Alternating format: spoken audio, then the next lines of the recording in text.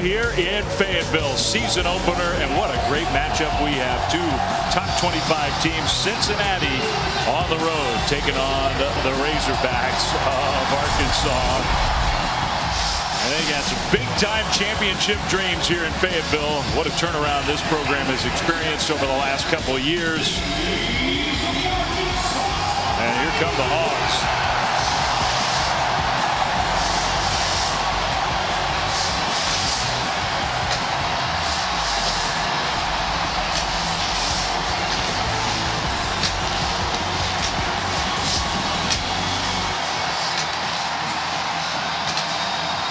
So great. Dave Fleming, Rod Gilmore, Tiffany Blackman, great to have you with us. Terrific week one in college football. Yeah. I think we got one of the great matchups here. What a scene. What a scene. Cincinnati coming off the best year they've ever had in their program's history. And you think expectations have changed here in Fayetteville? It wasn't that long ago they couldn't win a game in the SEC. Now they're this excited for their team. And Rod, look, there's lots of reasons for that, but I think one of the number one reasons is the play of their star quarterback, KJ Jefferson. Yeah, I think that's the biggest reason. And he's got a big personality. He's a big man, and he takes care of business for Arkansas. And he's one of two quarterbacks that led their team in rushing and passing last season. 6'3", 235 pounds, and yeah, he's going to run the ball an awful lot tonight, but be aware, he can sling it deep down the field too. I think he's flying a little bit under the radar myself in terms of quarterbacks around the country. He's really good, poised to have a great year. Meanwhile, Cincinnati, they graduate one of the great players in their program's history, Des Ridder. True competition over the fall camp, and just a couple days ago, Rod, they landed on their starter.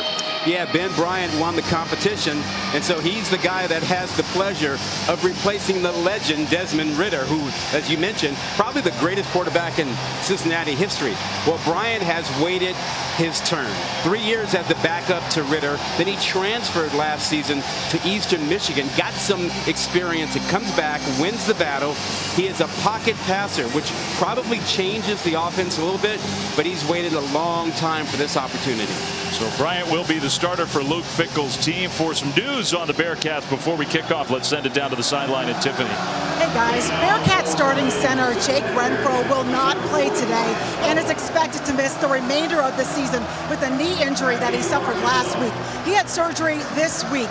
Left guard Gavin Gerhardt is going to start in his place. Now, this is a significant loss for the Bearcats. Renfro started 19 games for them the past 2 seasons. I did speak with head coach Luke Fickell when the team arrived. Fickell told me Gerhardt, he had been getting reps as a backup center throughout camp. So, guys, they are confident in his ability to step into this role today. You know, Tiffany, it'll be his first start at center in an environment that is really loud.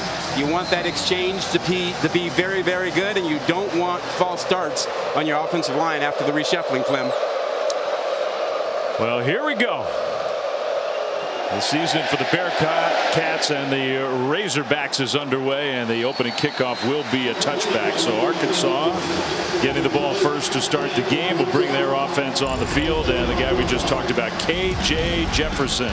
6'3", he says he's down to about 235, one of the bigger quarterbacks in all of college football. He was a highly regarded high school player out of the state of Mississippi.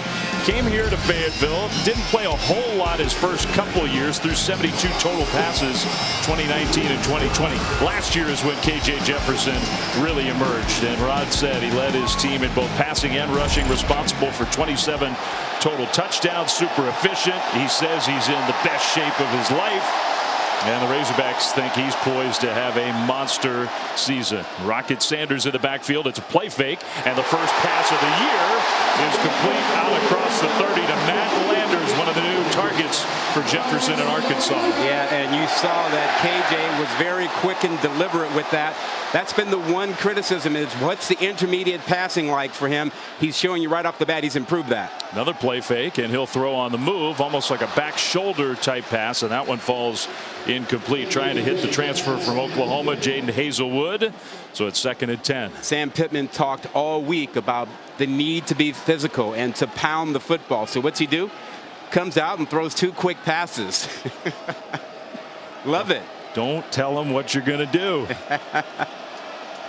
Rocket Sanders expected to take a bigger share of the load this year. He empties the backfield. Jefferson slips one defender. KJ Jefferson going to run, and some power running to get a couple yards to set up third down. He is definitely the leader of this team. Other players have told us this week that he has the respect of everyone in the locker room, connects with everyone. Sometimes that's encouraging. A lot of times it's pulling a prank or two, keeping guys loose. You saw Ivan Pace was in on the tackle. He should be a major impact transfer talent for Luke Fickell's defense. Third down and 8. Arkansas short of midfield. First possession of the game. Jefferson completes it, and a open field tackle, and a gang tackle will get Hazelwood to the ground short of the first down. You're seeing Arkansas show that they can come out and throw it. Hazelwood has been ticketed as the guy to replace Trey Burks, who was just an all-everything wide receiver for Arkansas last season. Comes up a little bit short of that first down. And a nice tackle. Will Huber kind of led the way there, the middle linebacker. I think the fans here inside Reynolds Razorback Stadium wanted to see Arkansas go for it, and Sam Pittman likes to go for it on fourth down, but from midfield, 4th and 2, the punt team is out there. It's a good stop for a proud Cincinnati defense. I know they lost a lot of talent from last year's team. They still have high expectations. Ryan Montgomery with the fair catch, and he makes it around the 15-yard line. So the starting quarterback for Cincinnati, it'll be Ben Bryant. And what a journey Bryant took to make it to this spot. He began his career with Cincinnati, played 14 games, actually got some real playing experience behind Des Ridder, but wasn't going to start again when Ridder decided to come back last year. So he transfers to Eastern Michigan, had some other choices, threw for over 3,000 yards, got lots of good experience in game situations. Announced in early January he was coming back. He maintained a really good relationship with his coaches, with everybody in the program, and he beats out the talented youngster Evan Prater for the starting assignment week 1. Yeah, it's been a long time coming for Ben Bryant. So he'll go from the shotgun. Trey Tucker, super fast. They do have a lot of speed, Cincinnati does. And the first pass completion is for a short gain. And that's Will Pauling. They have big expectations for young Will Pauling. You know, Flynn, the Ben Bryant transfer seems to have been years in the making. As you look at this quick release of his, it seemed that every year he was backing up Ridder, they talked about the need for him to get playing time, and he considered transferring a couple of times, but stuck around until that final 2020 season when Ridder decided to come back for 21. Bryant, that was into some traffic, but he fit it in there for another completion out across the 20. That's Leonard Taylor, one of 2 outstanding tight ends, but it is third down for Cincinnati. We've yet to see Cincinnati run the ball. They're trying to find a new running back this season to replace Ford, who was dynamic for them last season. Ryan Montgomery is the starting tailback. It's third down and 3. Under center, a pitch play to Montgomery. Montgomery will get there just barely, ducked out of bounds across the line, and so it's a 1st and 10 for the Bearcats. Yeah, got to the edge. Good block on the edge for Cincinnati. You mentioned them having 2 tight ends they like a lot, and they're excellent blockers and excellent receivers also. Leonard Taylor, number 11, and Josh Wiley, 81. So that's a positive start for Ben Bryant. Montgomery remains the tailback to his right. Montgomery straight ahead running, and with the backup center having to play Gavin Gerhardt, we're going to watch how Cincinnati, they have a lot of experience even without Jake Renfro. They got a lot of experience. Is out for the next play for his helmet coming off. Second down. Their offensive line. A helmet flew off, so Montgomery has to come out of the game. It'll be second down. So with Renfro out, Gerhardt moves to center. Cooper, who played an awful lot last year, as you mentioned, starts at the left guard. But remember, over on the right side, right tackle, they have a new starter in Joe Huber, who was a walk-on, awarded a scholarship last season, and they really like him. So this offensive line, a little bit of reshuffling, but they believe in being physical. A different Montgomery, Miles Montgomery in the game, and he was just swallowed by Bumper Poole, one of the top tacklers returning in all of college football. Another helmet comes off. 2 plays, 2 helmets. Number 74 must stay out of the If you watched Game Day this morning, you heard Reese Davis say that this would be a demolition derby game. And with 2 helmets coming off on 2 plays, you get the idea. A roll up your sleeves kind of game here in Fayetteville. Not for the faint of heart. All right, Ryan Montgomery back in.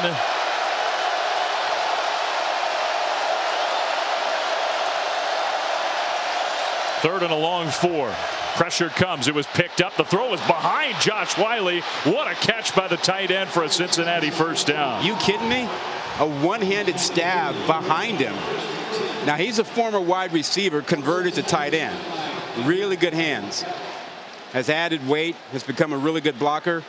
And this is what Cincinnati wants to do. I mean, you talk about trying to be physical and mix it up a little bit. They were really stung by the criticism that they weren't physical enough for Alabama in that playoff game. In the pocket, Bryant throws a long throw, but he got it there. And one slip tackle by Tyler Scott. Cincinnati also replacing Alec Pierce, who was an outstanding wide receiver, probably by committee. Scott, Trey Tucker, Will Pauling, some of the guys expected to fill that void. I think that play, that previous play, shows us a little bit of what Cincinnati wants to do. They like the matchup against Hudson Clark at the left corner spot if they can get it from time to time into a man-to-man situation. That was a nice positive first down gain. It's 2nd and 3. And they'll pitch the ball to the right side. That one's going backwards. Bumper Poole slashes in there again to tackle Ryan Montgomery. Hudson Clark, that defensive back you just mentioned, a little slow getting up. He had to come up and take on a 300-pound lineman. Hudson Clark did a really good job of it, but paid the price for it.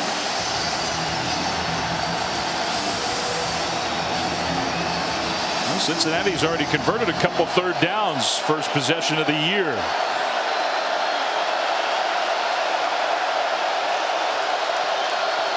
They need to get to midfield. Bryant in the pocket, pressured. Bryant, not a real mobile quarterback, and he got stuffed. Now he stays on his feet and is getting a push, and I think he might have gotten there. Well, he may not be that fast, but he's clearly got some strength and toughness, because he was going down and wouldn't go down. Well, Drew Sanders hit him with everything he had, number 42. And Bryant absorbed it and continued to fight for the first down. I mean, look at that hit. Are you kidding me? He fought through that. Can't question his toughness. Yeah, that's pretty impressive. Well, they may have been pushed around a little bit by Alabama, but they have been pushed around by many over the last several years. This has turned into a really proud, physical program.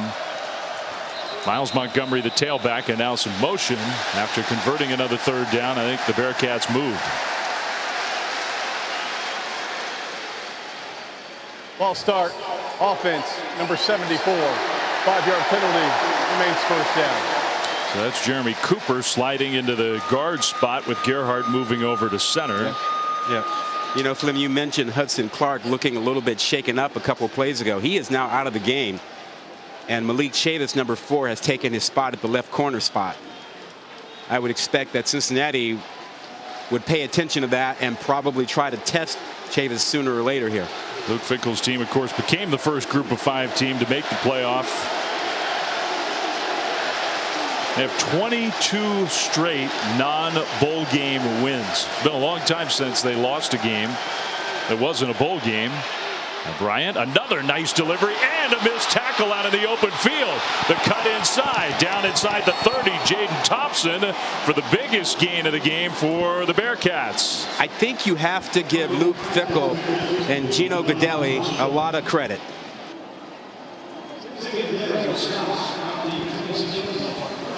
And we welcome those of you joining us from NC State, East Carolina, here at Reynolds Razorback Stadium, a packed house.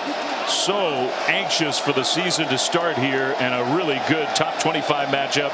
Dave Fleming, Ron Gilmore, Tiffany Blackman, great to have you with us. Cincinnati, first possession of the year on the move, and now Bryant's pass is picked off. The interception. Dwight McGlothern all the way back inside the 30. Well, Ben Bryant, the new starter, had moved Cincinnati down the field, and that was a mistake. Well, that's an NFL throw. You got to be really confident, and you got to have a lot of arm strength to make this. Watch his throw. He's on the hash to the far out. If you're going to make that throw, you better have a cannon, and that ball's got to be to the outside. That ball fluttered out there, and there was no question about what McGlothern was doing with it. He read it all the way. That is a dangerous throw, and if you don't have what it takes to make it, man, you can't make that throw. Wiping out a tremendous opening drive for Cincinnati. Cincinnati had converted a bunch of third downs, really impressive and poised, and then the LSU transfer comes up with the interception. Now KJ Jefferson of the Arkansas offense back on the field. First carry, Rocket Sanders breaking tackles. Now there is a penalty flag thrown. Sanders, very talented sophomore running back, didn't get a touch. First possession for Arkansas. Holding, offense number 9. 10-yard penalty from the spot of the foul.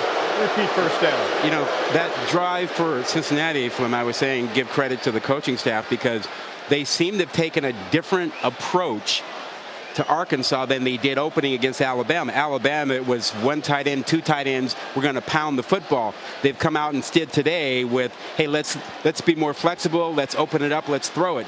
But for that bad throw and the pick, that opening drive was really good for Cincinnati. We'll see what they do when they get the ball next time. Well, I agree with you. It looked like Cincinnati came out with a great game plan. But the turnover, and now Arkansas trying to capitalize. The holding penalty against the wideout, Jaden Hazelwood, the Oklahoma transfer. Still plenty of time on the play clock. They get the play snap. Jefferson a play fake. And a wide open target. Matt Landers, his second catch. Down the sideline, inside the 20, down to the 15. First down, Razorbacks. Missed tackles. Opening week of the season, you see a lot of missed tackles. You don't get the practice open field tackling in summer camp.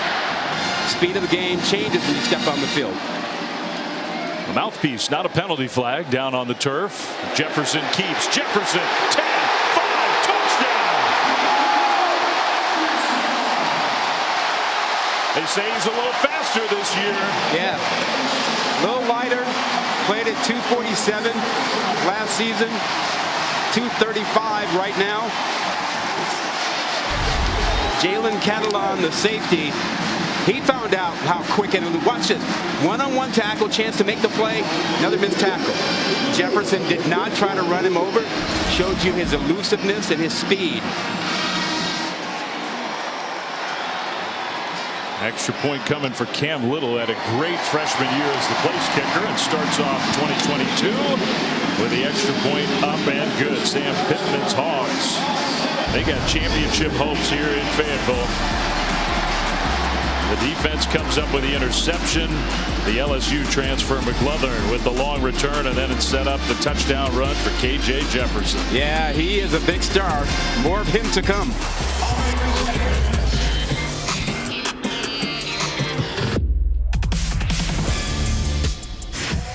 You're watching Xfinity Kickoff Week. And welcome to ESPN College Football, delivered by Papa John's, part of Xfinity Kickoff Week. Ooh, Big Suey is right. Man, do they get into this Razorbacks team here at Reynolds Razorback Stadium. Arkansas with the 7-0 lead after the turnover. The KJ Jefferson touchdown. And the Razorbacks kick it back to Cincinnati. We'll take another break and be back right after this. 7-0 Arkansas with the first quarter lead.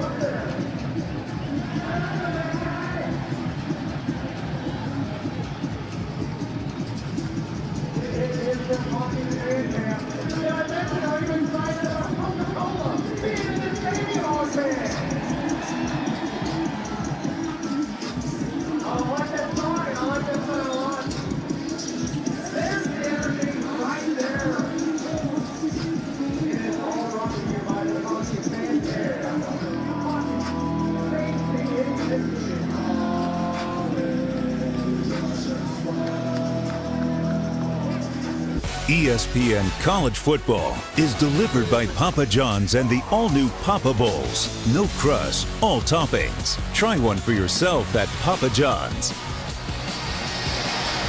Well, you got to break up the grind of fall camp, don't you?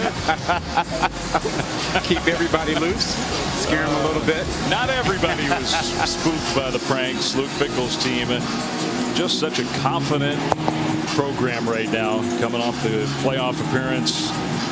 I think Great seasons they've backed up. It wasn't like last year just came out of nowhere. Yeah, felt a little disrespected opening week 1 after being a playoff team and only losing 2 games the last 2 years.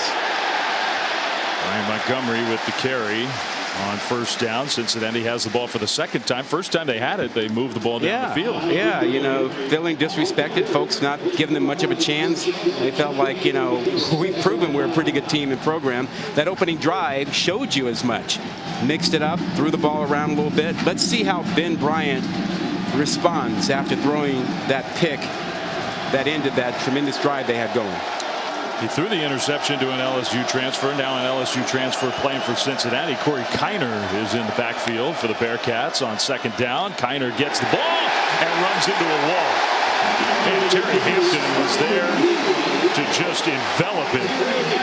We've seen Terry Hampton and Isaiah Nichols, his running mate inside, take over games. They destroyed Texas last season, and they are hard to block inside. He is 314 pounds and just dominates on the right side there, getting by Dylan O'Quinn. So now third down. Cincinnati was 3 for 3 on that first drive, but this is 3rd and 10. And here they come. I don't think they got the ball snapped. They blow the play dead.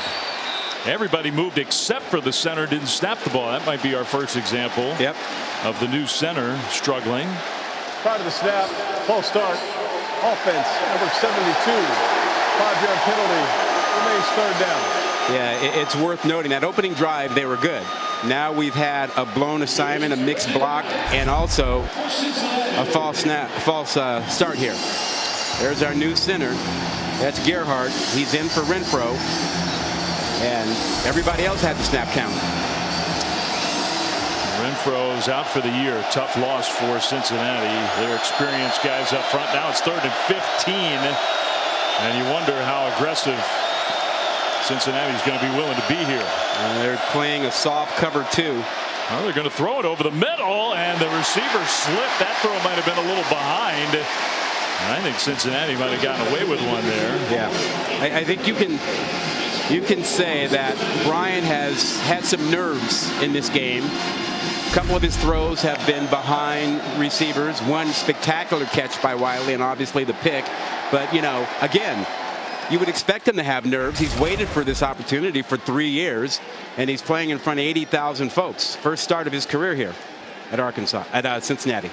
So Mason Fletcher, the punter, on 4th and 15. Bryce Stevens back around the 35. Fletcher booms one to send Stevens back to about the 25. And he got away from one special teams tackler, but not a second. That was good punt and good coverage for the Bearcats. The Arkansas Razorbacks will have the ball when we come back to Fayetteville. First quarter here, and Arkansas's got the touchdown lead.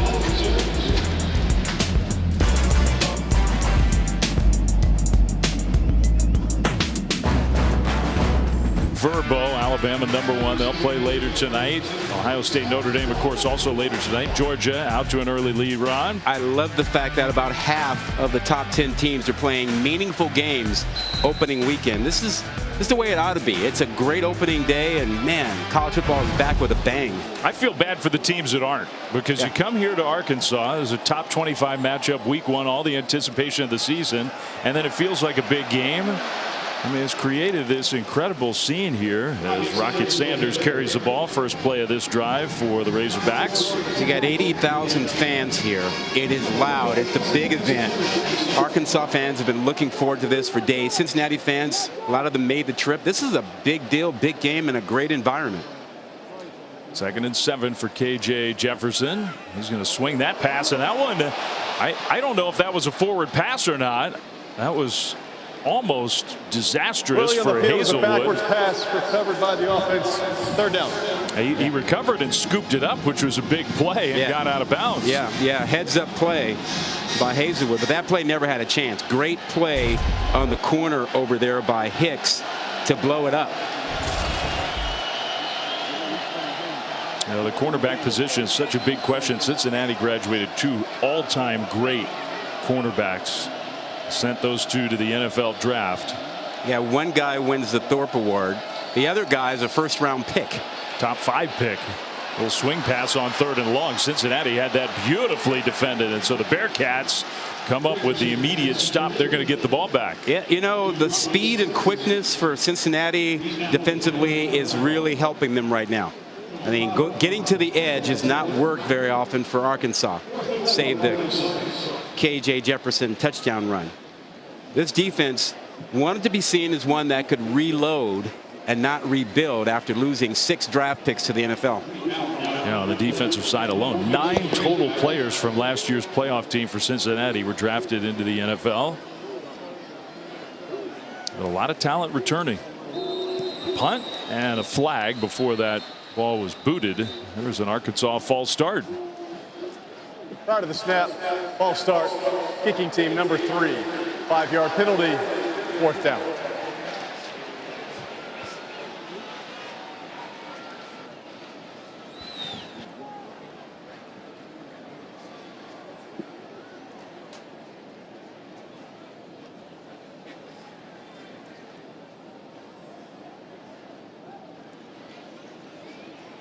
So Max Fletcher, the true freshman whose brother punts for Cincinnati, actually has the task of the first punt of the year. Well, 2nd punt of the year now for Arkansas. Both brothers from Australia. Reunited here. They hadn't seen each other in a long time, and young Max did not get off a great punt there. Very short. Now we'll see where they mark that one, but that one could be, almost right at midfield. That's the equivalent of a turnover. You know, that's the same as having a pass picked off there. This is good for Cincinnati. Gives them a short field. They'll start play right at the 50-yard line. Just a 26-yard punt. Well, we got the final 2 games of week 1 on Sunday tomorrow. Brian Kelly makes his LSU debut. LSU and Florida State, they haven't played in decades. 7:30 Eastern on ABC. Then Monday night, a top 5 Clemson team. I'm hoping to, quote, bounce back. They had a good year last year, maybe not quite up to their standard. They play Georgia Tech in the Dome in Atlanta. Coverage starts at 7 Eastern with the college football countdown on ESPN.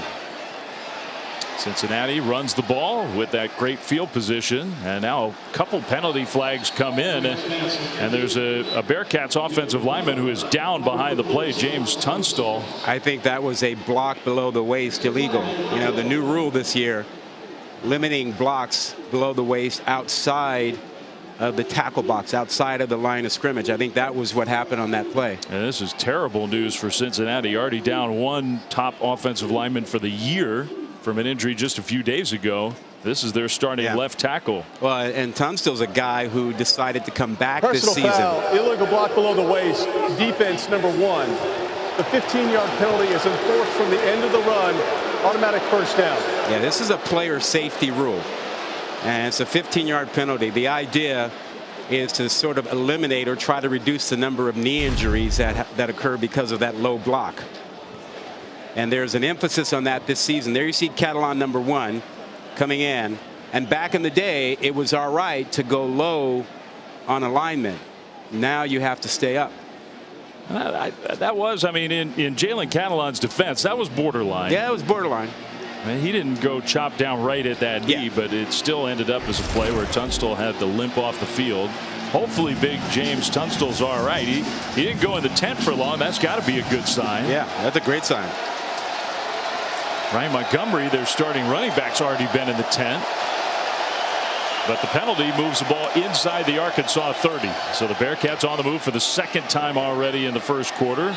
Corey Kiner gets the handoff, straight ahead run for a gain of close to 4. Finally, a little bit of an attempt to run the ball by Cincinnati. Look who's back in the game. That is tough guy. Thank goodness. Yeah. That didn't look great when it first happened. Yeah, as I mentioned earlier, he decided to come back this season after doing a little research on his NFL possibilities. He is going to end up playing in the league after having transferred over here from Stony Brook via UConn, where he spent his first couple years. Bryant moves the tailback next to him and then hands the ball off. Kiner, season opening straight ahead run inside the 15. So it's first down, Cincinnati. Yeah, and that was behind Tunstall. You know, he came right back on the field, hurry up tempo here, but he came in and got a big block for them. Kiner will get the ball again. Kiner squirts through inside the 10 down to close to the 6-yard line. The hometown kid who went as a true freshman to LSU and got some carries, got some real game experience for LSU in the SEC, and then decided to transfer back to Cincinnati. Yep, said he never should have gone to LSU in the first place, should have stayed at home. And who said Cincinnati can't be physical? They're lining up and going right at Arkansas. Final minute of the first quarter. Bearcats trying to tie this game. Charles McClellan now in at tailback. Bryant will fake it to McClellan, throws short, and Wiley gets upended immediately. Arkansas saw that thing coming. Simeon Blair all over it. Blair, Catalon, and Slusher make up those 3 safeties in that defense, that 3-safety look which has become so popular. And he was flying in on this one. Tremendous play. The former walk-on. So now it's third down.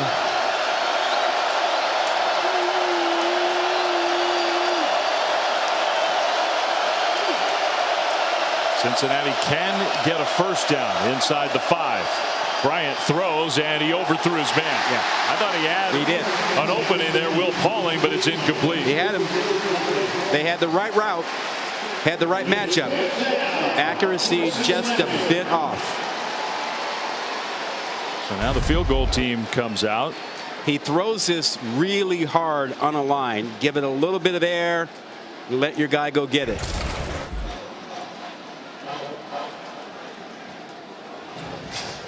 Ben Bryant starting his first game for the Bearcats here today. We'll talk about it on the sideline. Now the place kicking for Cincinnati has to be better this year. Everything went right for this team last year except for this part of the game. They got a transfer, Ryan Coe from Delaware. Good snap and hold, and the kick is up. He missed it. Oh boy. Shades of last season. So all that work and no points. 2 big drives by Cincinnati, and on both of them they come up empty.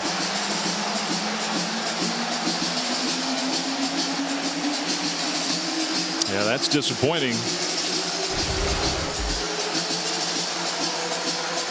So Luke Fickell's team has moved the ball effectively, but just nothing to show for it with 13 seconds to go in the first quarter.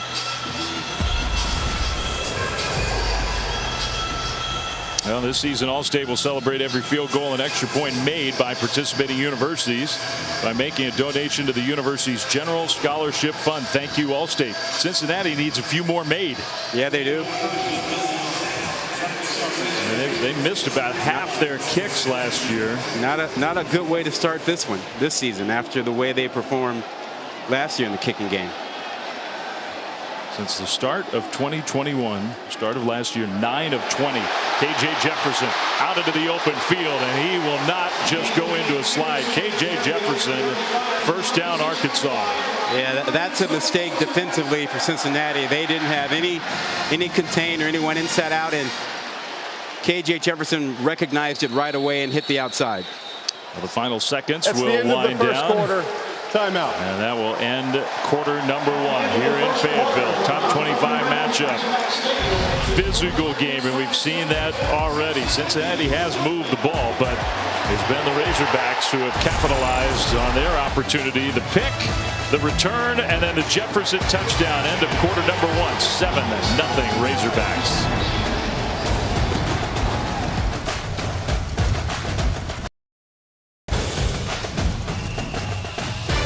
College football delivered by Papa John's as we start quarter number 2 from Fayetteville, Arkansas. The Razorbacks with a 7-0 lead, and the ball. KJ Jefferson, who's got the only touchdown of the game, will fake it. No, he actually handed it off, and Rocket Sanders with a penalty flag down with a big game. We'll see if it stands. Now they're going to get Trey Knox, the tight end, with a hold.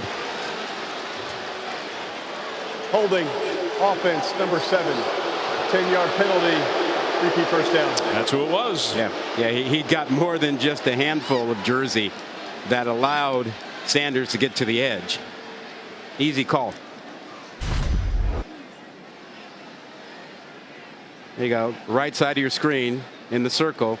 Just watch out. Trey Knox just latches on there and just won't let go.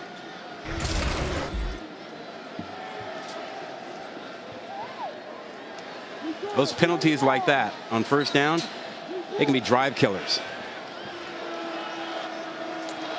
So instead of the big gain, it's 1st and 20, and the Razorbacks back to their own 26-yard line.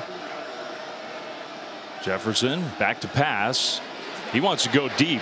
Instead, he goes shorter. Sanders jumps up and makes the catch, and then he was out of bounds. Never got the foot down. It's incomplete.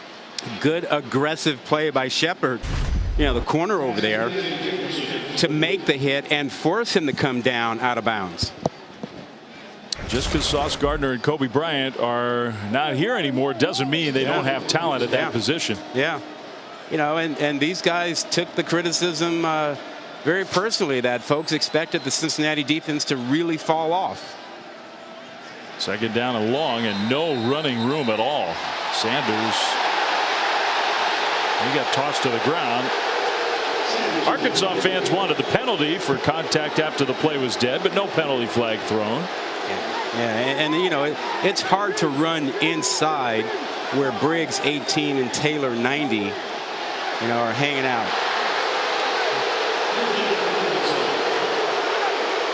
They want a flag, huh? Not going to happen. The 3rd and 21. Luke Fickell's defense. They've given up the touchdown, but most of the yardage was the interception return.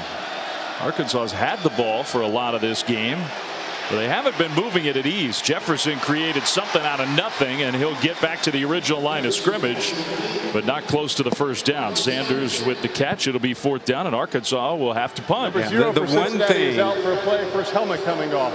The Cincinnati defense hasn't handled well so far is quarterback run game. Other than that, they've shut down pretty much everything Arkansas has been trying to do. And so they should feel good about that. I don't know if they have an answer to 235-pound KJ Jefferson, who can also juke you.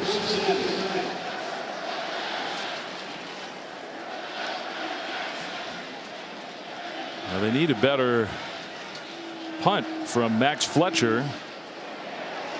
Trey Tucker will let it drop and ricochet out of bounds, and that was better than the last effort. So Cincinnati's offense would come back on the field. 13-17 to go in the first half. SEC Nation was here today. Big game here in Fayetteville, 2nd quarter.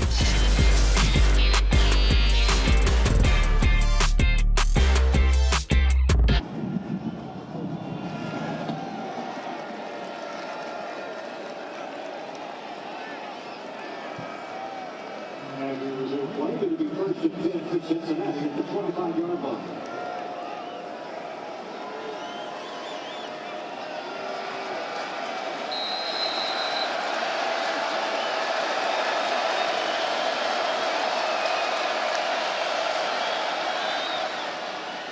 All right, Matt, thank you. Back to action here in Fayetteville. Cincinnati gets the ball back. Second quarter, down 7-0. A quick completion for a very short gain to the tailback, Charles McClellan, from Ben Bryant. Starting his first game with the Bearcats. He did get the experience last year at Eastern Michigan. Yeah, he won the quarterback battle with Evan Prater. And from what the coaches told us, it wasn't close, although I'm sure some fans are wondering if Prater will get any time at all in this game. Now the swing pass and a nice move upfield. Trey Tucker's got great speed, and then the ball comes out, but it goes out of bounds.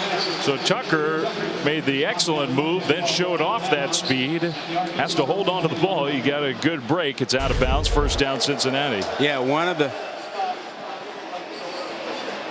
the ideas for Cincinnati is to get the ball to Trey Tucker as much as possible, however you can, whether that's in the slot, quick passes down the field, but he needs touches.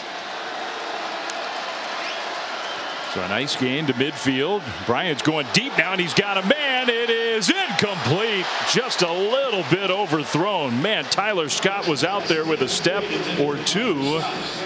Incomplete. Well, back-to-back plays, you've seen the Cincinnati speed at wide receiver. That's a long foul ball.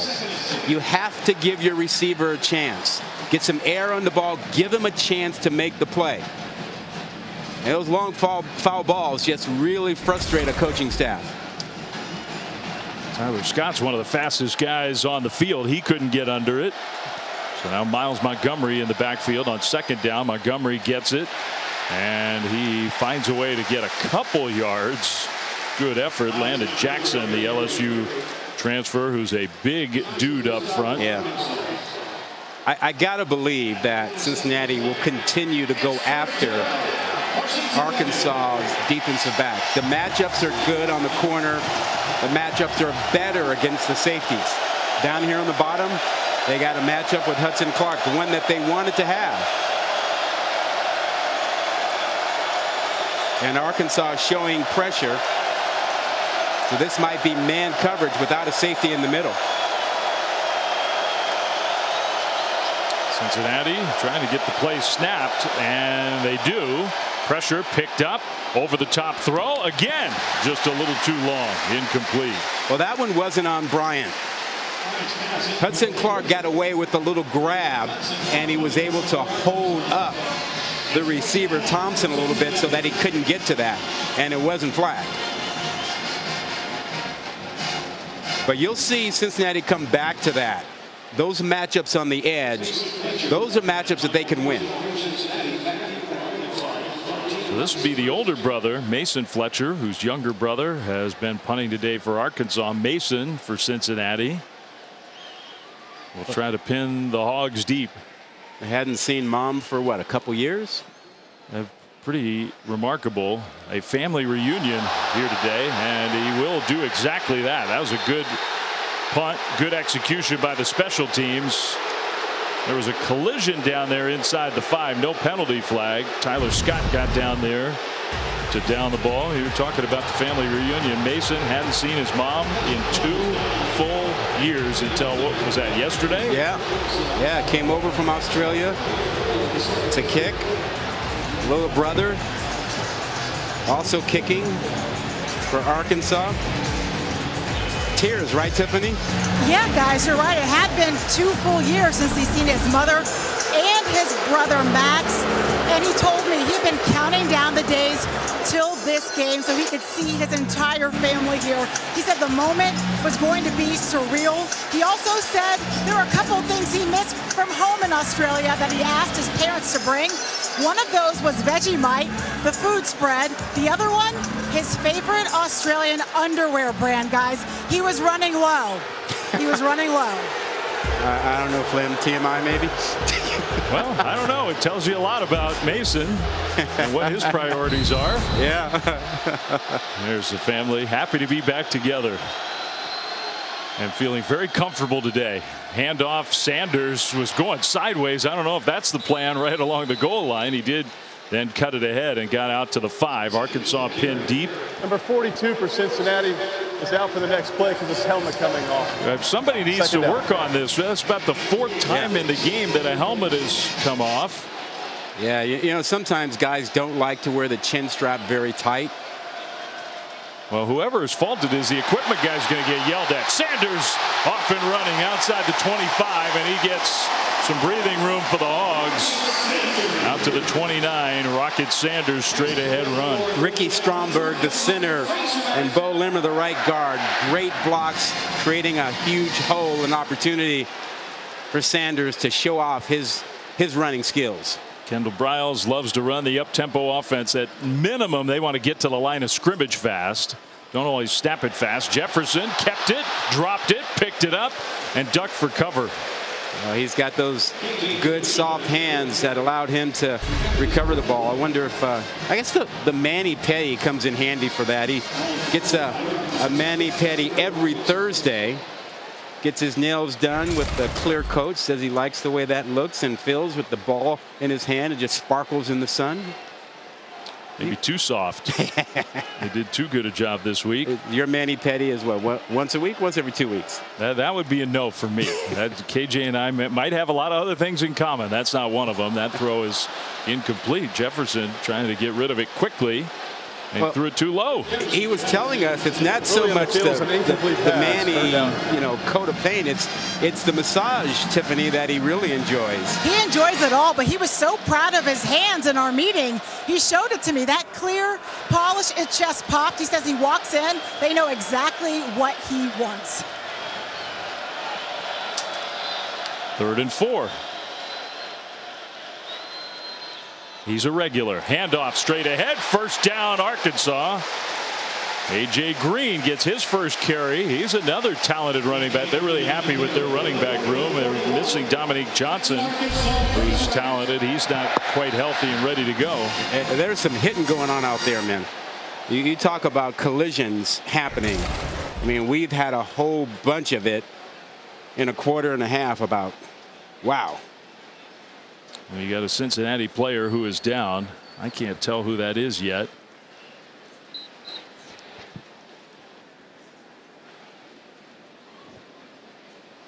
All right, so while Cincinnati attends to their player, we're going to take a break, and as we do that, we'll send it back to Matt in studio.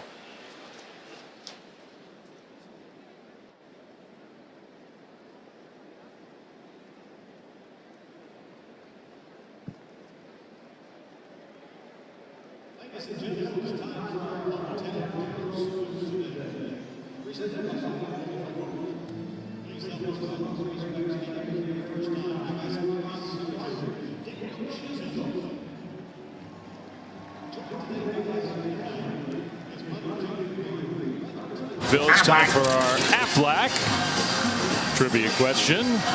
On November 7th, 2007, famous game in Arkansas history, Darren McFadden, Felix Jones set an all-time record in rush yards by teammates in a single game, 487 yards. What duo currently holds that record today?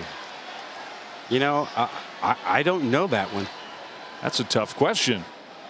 Play fake. KJ Jefferson on the move is going to dump it, and it is caught. Nice catch short by the tight end Trey Knox, but because he caught that ball, Arkansas might have lost a half yard. Yeah, KJ's still down. Everybody holds their breath for a minute. Jefferson does get up. Yeah, Sam Pittman told us yesterday that he certainly has been around the SEC, and he compares KJ to Cam Newton. Not that he's the exact same player, but that KJ means to Arkansas what Cam Newton meant to Auburn, and they're both dual quarterbacks. Well, they used the second quarterback, Malik Hornsby, that time into the backfield to take the snap as Jefferson went out wide, and then Hornsby handed the ball off. Hornsby so fast they're going to use him in a lot of different ways. Yeah, Hornsby will play a lot of wide receiver. He actually entered the transfer portal. He's playing wide receiver on this play. Yeah. Jefferson kept it instead of throwing it.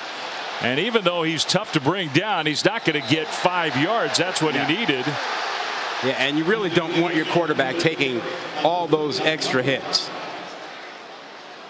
Jabari Taylor was the leading tackler. So it's 4th down.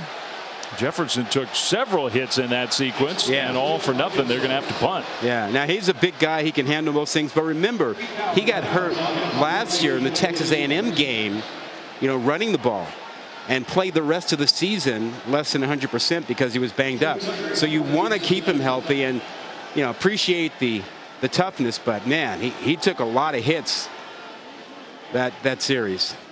He needs a blow. Low punt.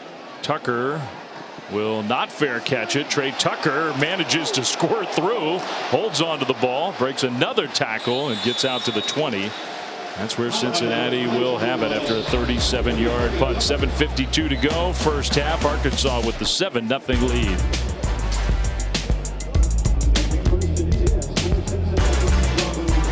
Football delivered by Papa John's is brought to you by Xfinity. Unbeatable internet, made to do anything so you can do anything.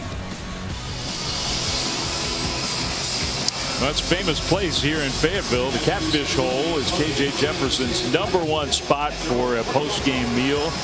And he may need some comfort food after today because he's taking some hits. Yeah, there's some serious hitting going on out there. And that last play, he took a lot of shots, and you can see that there's some discomfort somewhere in the upper body. He's been walking around talking to a lot of folks on the sideline. Cincinnati gets the ball back. Straight ahead run for Corey Kiner, who I think has made a good first impression in this first half. Now KJ Jefferson has the 1 touchdown in this game. He's 6 for 9, 51 yards. He's run the ball effectively. That's really been Arkansas's best offense so far. It's been the only real play that's worked well on multiple occasions for Arkansas. Now make no mistake, they're playing a good defense today, but it's been a reasonably slow start for this Arkansas offense. They think they're going to put up big numbers this year. That pass deflected in the air and almost intercepted. McGlothern, another good play on the ball. Hey, I'm not trying to start anything, but go ahead. Okay, you don't want I don't want to start it. I'm going to hold it for a minute. All right, then let's go down to Tiffany. Hey guys, I got some Cincinnati injury updates for you. Their offensive line taking a hit with Joe Huber going into the locker room. I have not seen him come back out. And then running back Ryan Montgomery, he's now on the bike. He had left, went to the locker room, came back out. They appeared to check out his midsection, but signs appear to be good. He's pedaling on the bike now, guys. All right, so that's good news.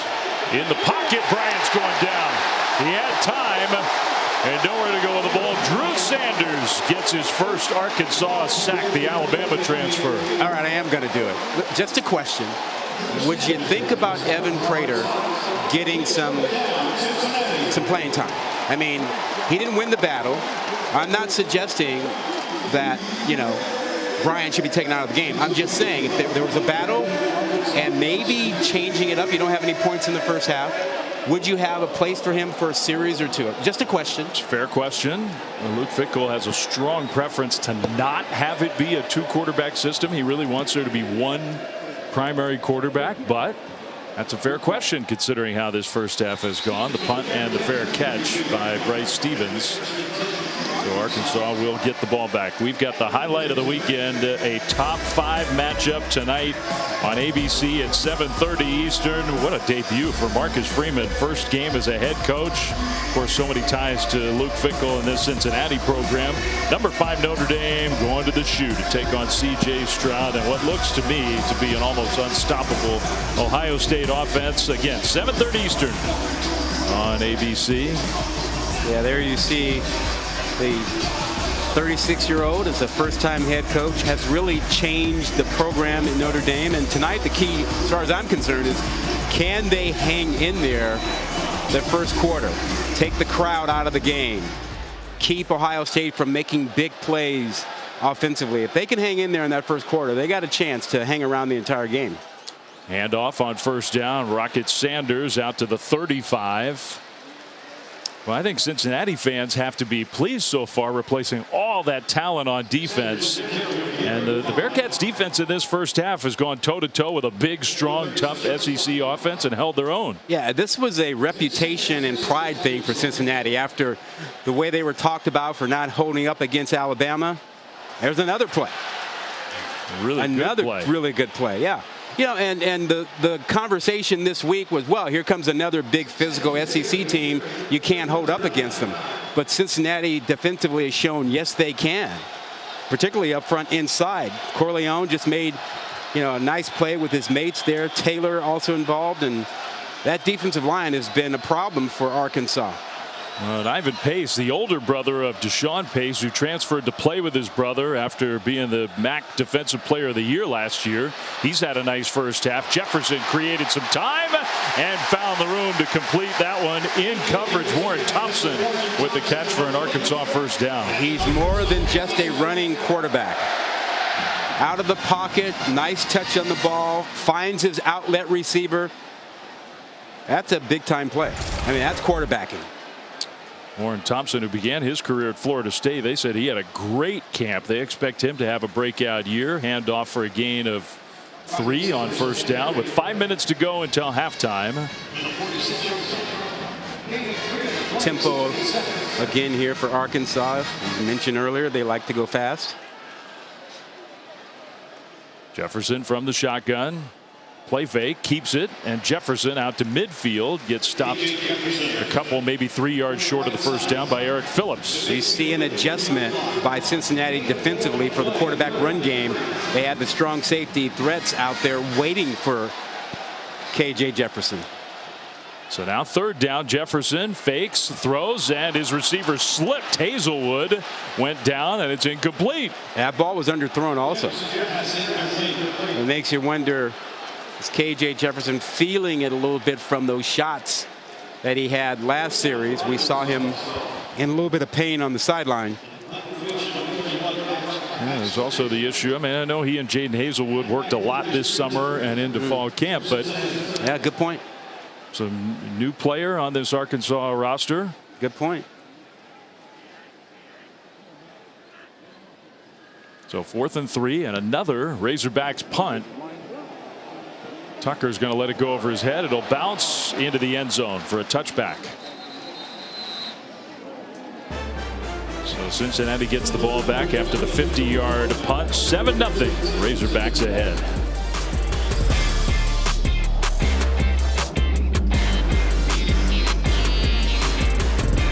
CC on ESPN. And always remember, get out of the way if those guys are coming for you. Here in Arkansas, Sam Pittman's Razorbacks with a 7-0 lead. Let's ask and answer our Aflac trivia question. November 7, 2007 record-setting performance. Darren McFadden, Felix Jones, who currently holds the record for most rushing yards in a single game by teammates. And our answer is... You got an idea? Did you know? Michael Carter and Javonte Williams. 520 rush yards against Miami a couple seasons ago. Handoff Cincinnati, and they're piling up some rush yards on this play down the right sideline and all the way across midfield. Charles McClellan with the long run for the Bearcats. Under 4 minutes to go once the clock starts rolling again. First half. And they'll go hurry up after getting a really good block on the edge. Up tempo. Good trivia question, by the way. McClellan gets another carry. My initial thought was, wasn't there a P. Ryan who had a huge game for Oklahoma? Yep. And I thought maybe that would be part of the answer, but no. I'm going to say the question was too hard. Too hard? Too hard for me anyway. Yeah, it's a good nugget, though. I'm glad great to nugget. learn the answer. Yeah. Miles Montgomery in the game now. 2nd and 6. Bearcats on the move. Bryant, play fake, throws it short, and the big hit in the open field. The catch by the tight end Leonard Taylor, but then Miles Slusher put the hit on, and Slusher might have taken the worst of it. He's down. Yeah, we've talked about how physical this game has been so far. Big hitting, big tackles. Slusher that time coming up, really trying to deliver a blow. I think, was it Leonard Taylor? I think the tight end. Yeah, that's a 255-pound tight end that he slammed into. good effort. Got his shoulder in there, tried to keep his head up. But that's a big man, and he got him in powerful area, the thighs.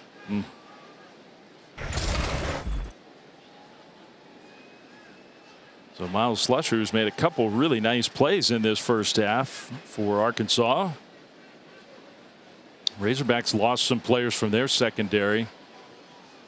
So Slusher's a guy they're counting on for some big time performance this year. And while they look at Miles Slusher, let's check in with Matt in studio.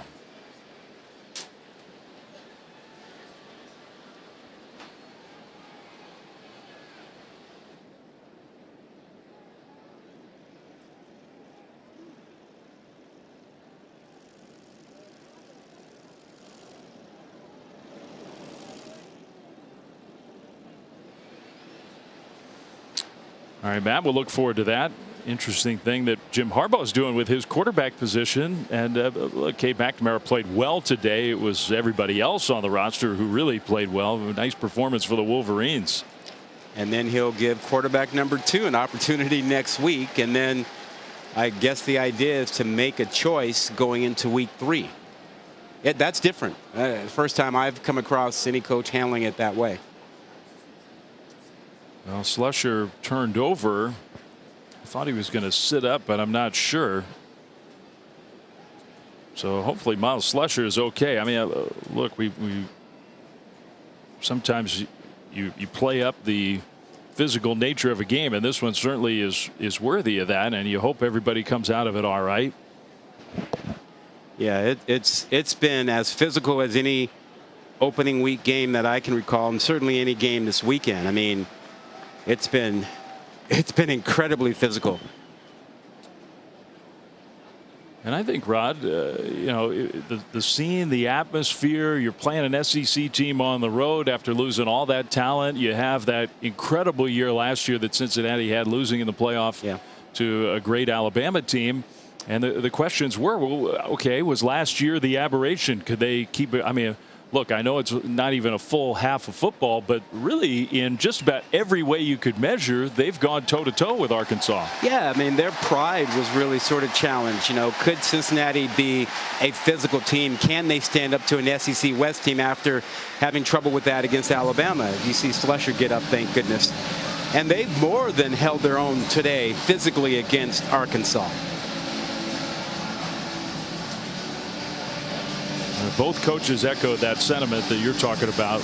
Look, we always feel like we're the toughest team on the field, and this is a game where we're going to find out because they feel the same way. Yeah.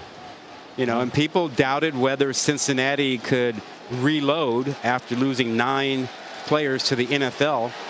You know, and the top teams, and the argument from Cincinnati was, look, top programs do reload. We're a top program now. But the public kind of doubted that. And right now in this first half, they're showing that they're reloading with a lot of talent. They've had opportunities to be ahead in this ball game, and they've just missed a few of them.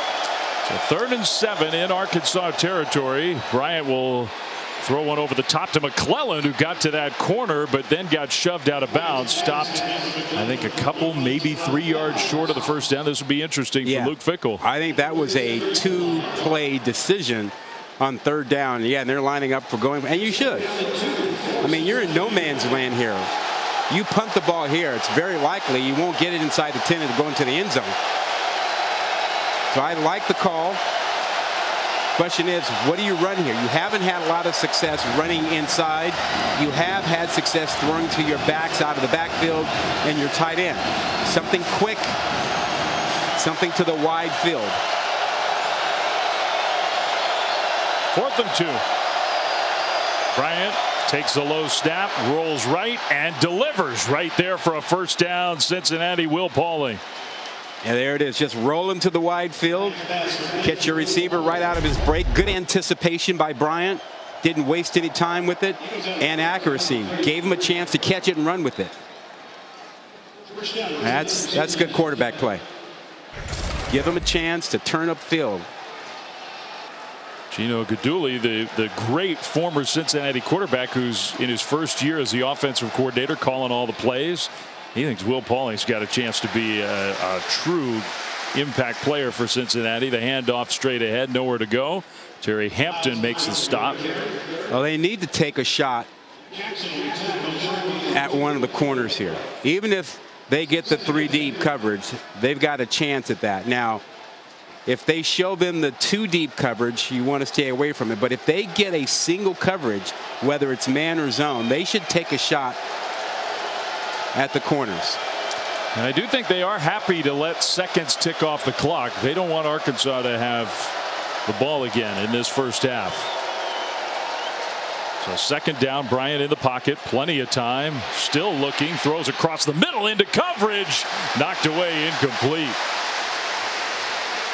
Trying to get it to Trey Tucker. Yeah, I thought the choice should have been deeper to Scott. He had single coverage in the end zone, and I thought that might have been a better throw, easier throw. You'll see at the top of your screen, beyond where this ball goes, there's another route one-on-one, and instead he goes into the double coverage. Tough throw, tough one to squeeze in there. Simeon Blair got a hand in there. Hudson Clark also there. So now third down, clock stops. Arkansas does not blitz an awful lot. At least they didn't last season. Now timeout. Luke Fickell wants to talk things over. Cincinnati has called their first charge timeout of the half. It'll be 30 seconds in late. Play clock was winding down.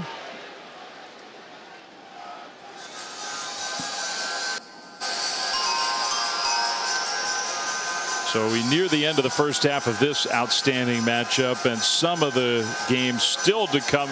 Just a terrific week 1. How about Utah going to the Swamp? Hey, Utah fans, I'm told, are looking at this as the biggest opening game in the history of Utah football. Coming off that Rose Bowl season and a chance to be a playoff team this year, going to the Swamp, they see this as the biggest opening game that the Utes have ever had. It's hard to disagree. Notre Dame, Ohio State, top 5 matchup. Can Notre Dame find a way to slow down that offense? You got Clemson, you got LSU with Brian Kelly making his debut. Last time Cincinnati didn't score in the first half of a game, they did come back and win against USF in November of 2019. It's been a while. You probably need 3 or 4 yards, 5 yards probably, if you want to go for a field goal. And Arkansas showing blitz, which they rarely do. And if you're Bryant, you like the matchup on the bottom. You've got Scott against Hudson Clark. If they're blitzing, that's where his eyes need to go. They show pressure. They bring pressure over the top towards Scott, and he threw it to where Scott wasn't. Yeah. Scott broke in. The throw went out. Yeah. Right idea, right matchup. 10 for Cincinnati is out for the next play because his helmet came off. Another guy out with a helmet. But yeah, right idea. He got the right matchup, Bryant did. But he and Scott not on the same page, couldn't hook up. No chance for redemption here for the place kicker, brand new Ryan Coe, the Delaware transfer, who missed a short one earlier in the first half. This one close to 48 yards. Yeah. I thought they needed 4 or 5 more yards to make it a likely field goal. He's got a strong leg. Kick is up, and that kick hits the upright and ricochets away. No good. Just no luck at all in the field goal department for Cincinnati going back to last season. 2 makeable kicks today. Nothing. Coming up empty. That's a good attitude from the head coach. He's got to be thinking, though, we can't do this again, can we? Well, and you know, you gotta stay with your kicker and pat him on the back. You're gonna need him. He's gonna have to make some kicks for you, not only today, but the rest of the season. You gotta hang in there with him.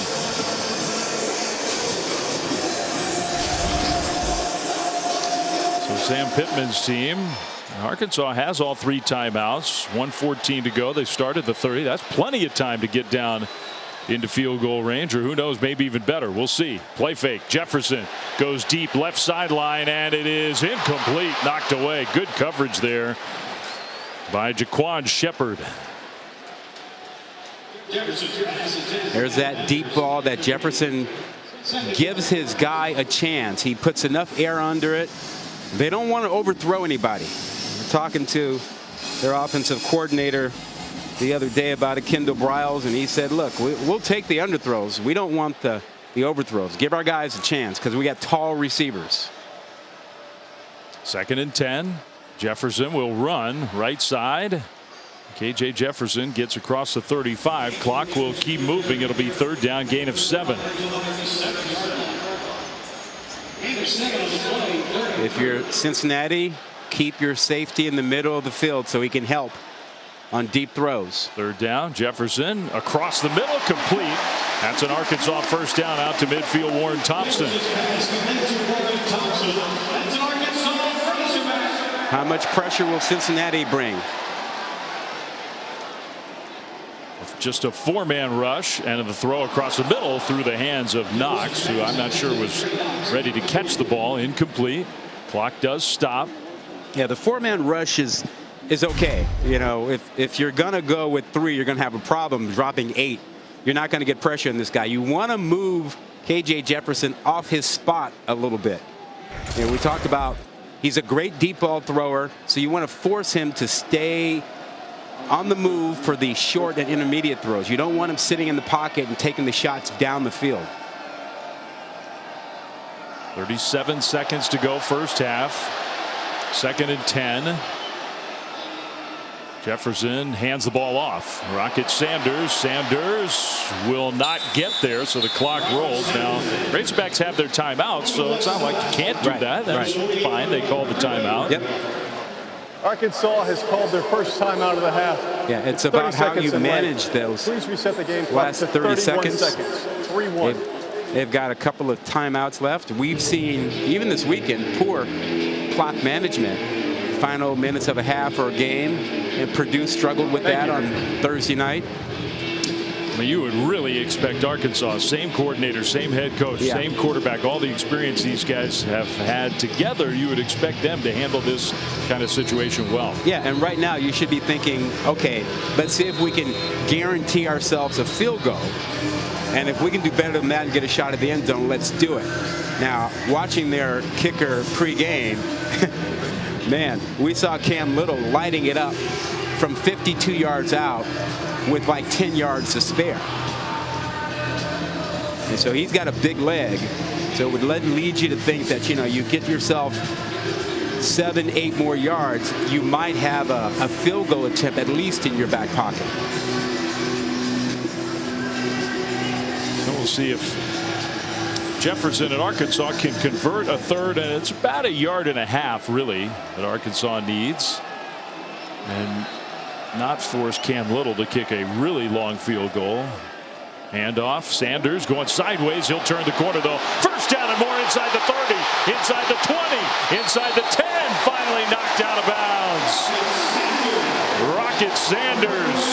It'll be 1st and goal. Great speed getting to the edge. Cincinnati lost contain. There's a guy down. That's Brian Threats for Cincinnati, down around the 4-yard line. 37 yards for Rocket Sanders. Huge play. Yeah, tremendous block. And then the speed on the edge. You saw Threats. He was the guy out there for contain, but Sanders gave him a little hip and then showed the speed to the outside. Defensively, and you see that they're checking on him, but they also remind him, look, when you've got contained, keep the running back inside. Arkansas fans were booing him, but Sanders landed right on top of him. Yeah. I don't think there was anything he was faking about that. Yeah. That's just what fans do now. They assume in this kind of situation that a defensive player is going to stall. Yeah, and you know, that was a subject off season, part of the new rules about feigning injuries. There's not really a penalty for it. They just they warn the teams.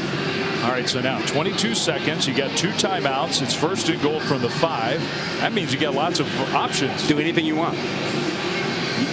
You know, your quarterback run game has been almost unstoppable. So I would think that's your first option down here. You don't have to worry about being tackled in the field of play. You got 2 timeouts. And let's face it, your 235-pound quarterback is a load to handle for your linebackers and defensive backs. He already has one rushing touchdown today. He's going to keep it. No, he's going to jump pass it, and Knox catches it. Touchdown.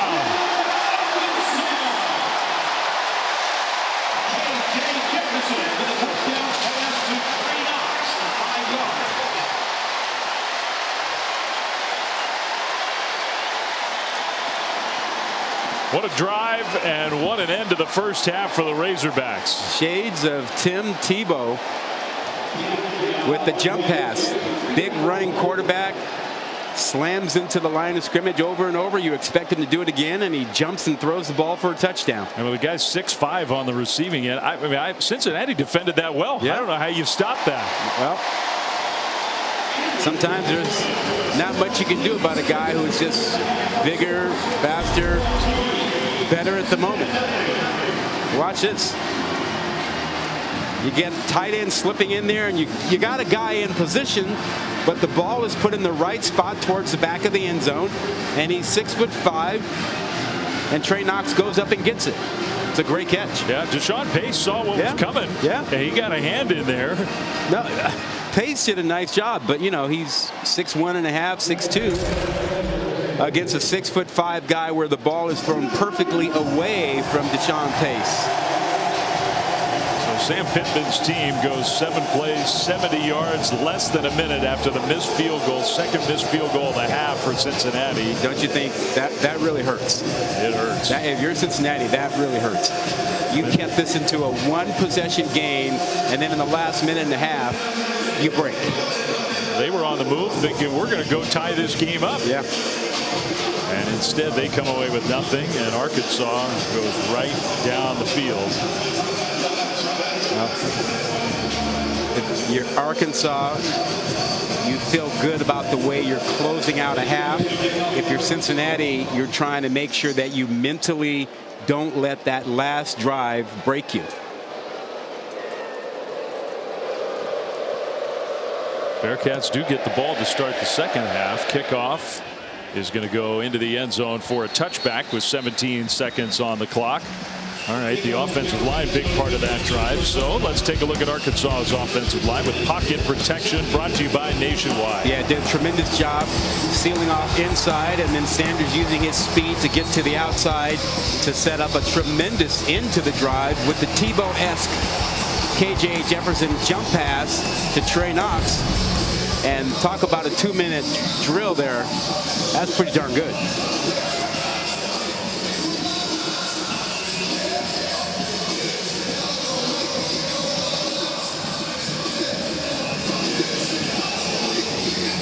With those 70 yards, Arkansas now has 224 total yards in the first half against a very good defense. Bryant is going to take the snap and just hand it off. A nice hole for Corey Kiner straight ahead. He's done some good running for Cincinnati. First down. I'm not sure the Bearcats are going to be too much more aggressive. We'll see. Well, now they have their own player down, hurting. Yeah, Kiner grabbed his knee at the end of that run.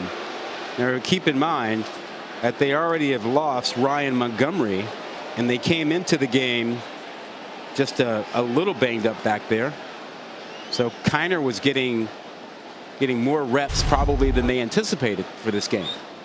Yeah, and again, there's nothing fake about this. He took a hit right on that knee. Yeah. And he immediately grabbed it when he rolled over. I mean, this was a kid who was Mr. Football in the state of Ohio. Yeah, you hate to see that. Went to LSU, came back home this year. A very talented sophomore. Well, he is a guy that many people around the program projected as becoming the lead back for them. He wasn't able to compete as much in camp, had some injuries and had to learn the offense, and folks were estimating that, give it a couple games or so and he probably would be the guy.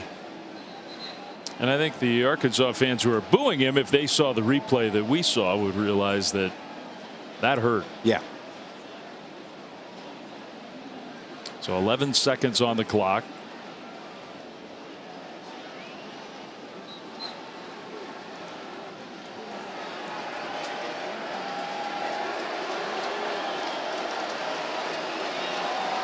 And Cincinnati is going to just let those seconds wind down, and the first half comes to an end. Well, I thought the Bearcats acquitted themselves very well until the last minute. I think that's right. I think that last drive really it affected Cincinnati. They have to make sure that they're okay with it in that locker room. 2-touchdown lead for the Hogs. It's halftime. Let's go to Matt, Jesse, and Joey in studio.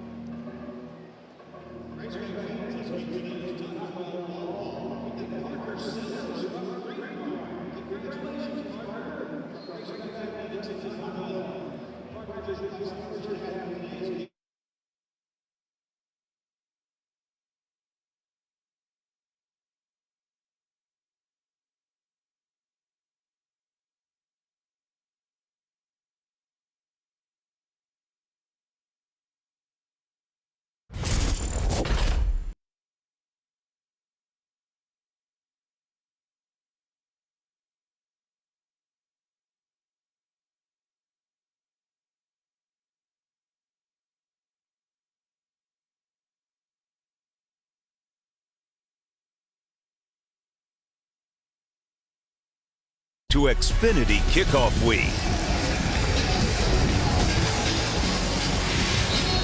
And welcome back to ESPN College Football, delivered by Papa John's, part of Xfinity Kickoff Week here in Fayetteville, where we start the second half. Two top 25 teams, two really good physical teams. The Razorbacks of Arkansas have a 14-0 lead, and the end of the first half was big for the Hogs. So before we start, how about our Papa John's game track?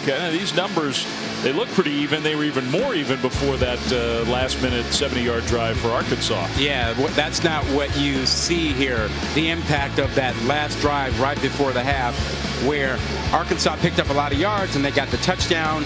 That 2-minute drill was fantastic. Otherwise, this game really has been evenly played by both teams. Cincinnati has missed some opportunities. Their third quarter is going to be really, really big for the Bearcats.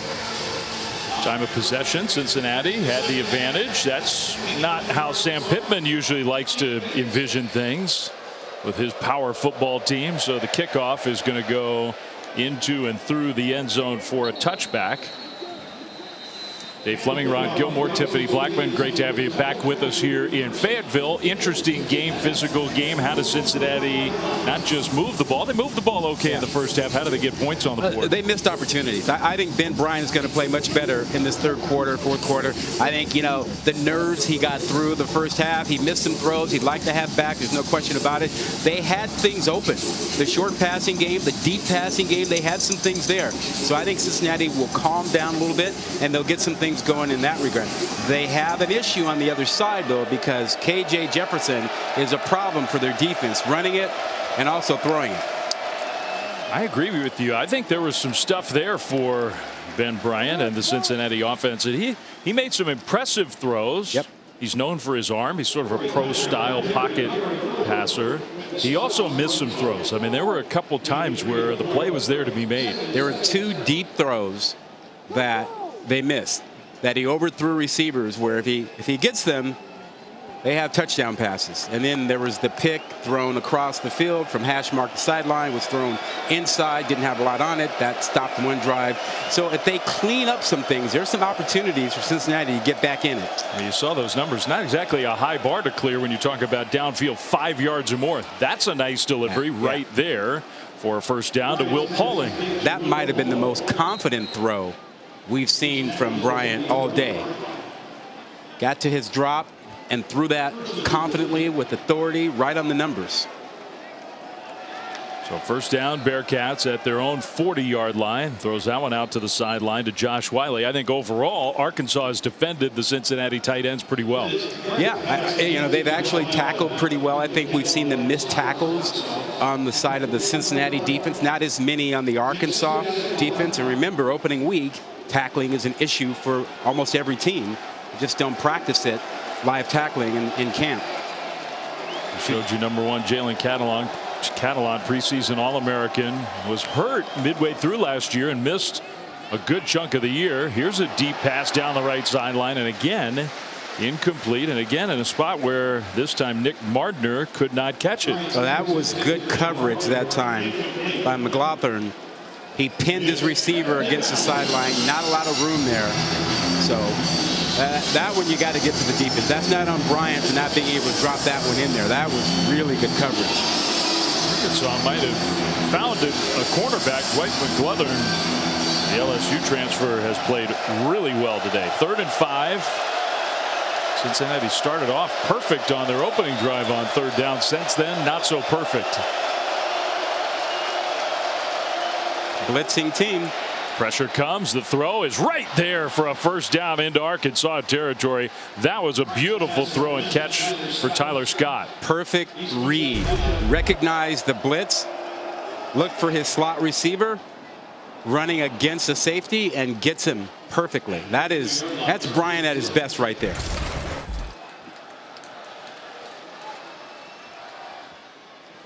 So now on first down, that pass goes incomplete, trying to hit Scott on the other side of the field. It'll be 2nd down.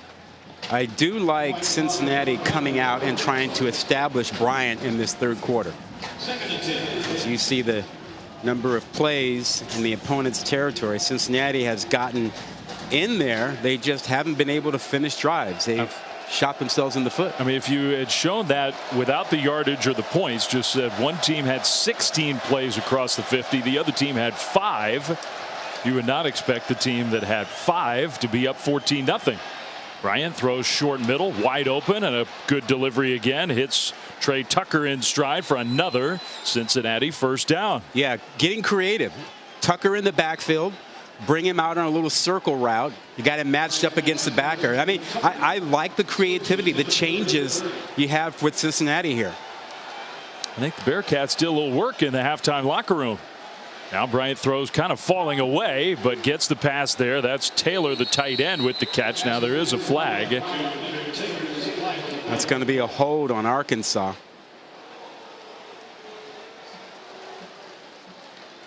Play as it stands was about a 5-yard completion, so I would think they'd take the penalty. Holding defense number 4. The penalty is 10 yards from the previous spot and includes an automatic first down.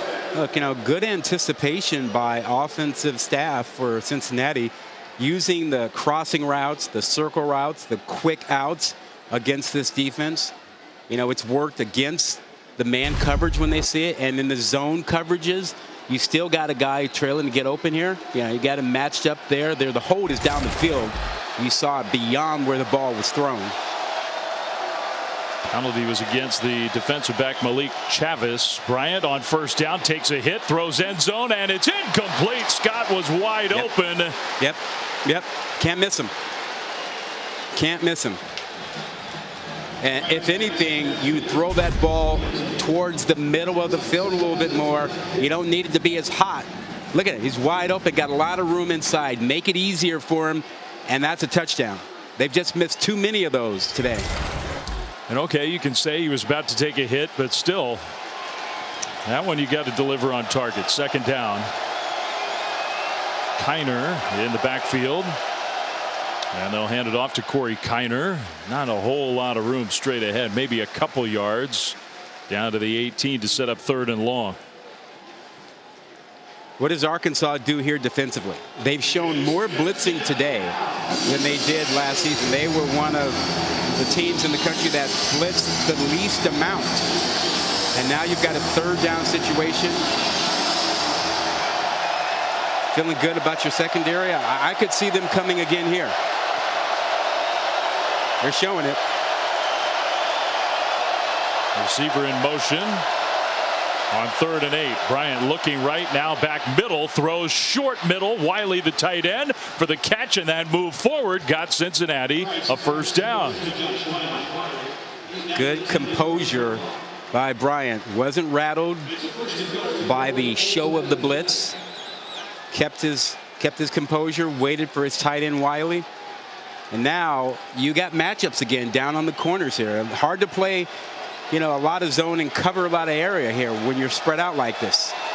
This is where the Bearcats just have not been able to convert. Handoff, no, a fake. Bryant's going to try to run, and that's not his game. He cut it back middle and did actually get some positive yardage there, but you can see why they don't ask him to do that. Now, Bumper Pool ran him down, forced him to turn back inside. And that's what you have Prater for as the other quarterback, where he could make something happen with this. Just not enough speed to threaten you to the edge. It's got to be a little nerve-wracking for Arkansas fans. You saw Catalan miss the tackle and then land awkwardly, and he's coming off the field. That's their All-American, their captain. And it was a pretty kind of innocuous looking play. Yeah. He had the shoulder injury last year. And missed half the season? Yeah. Missed the second half of the year, never came back. So he comes off the field for 2nd and goal.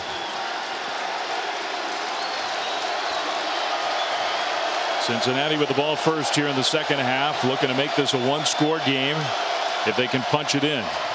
Kiner straight ahead, touchdown Bearcats. Corey Kiner with his first hometown touchdown. And that was a great start to the second half for Cincinnati. Yeah, tremendous call there, with that zone blocking. Watch the line slant to the left. Everybody goes that way. Now you got one guy who's got to block for you, and that's Wiley, the tight end. And he does enough to open it up for Kiner to get in. And all of a sudden, Cincinnati is back. We talked about the importance of the third quarter and the opening drive for them. Well, with that drive, they've now outgained Arkansas for the game. 12 plays, 75 yards. Extra point is up. And that one at least is good. So a kick finally goes through for Luke Fickell's team. They missed 2 field goals in the first half. They make the extra point, and they made it a 1-touchdown ball game. And all the stuff you talked about at halftime came true. And Cincinnati is right back in it.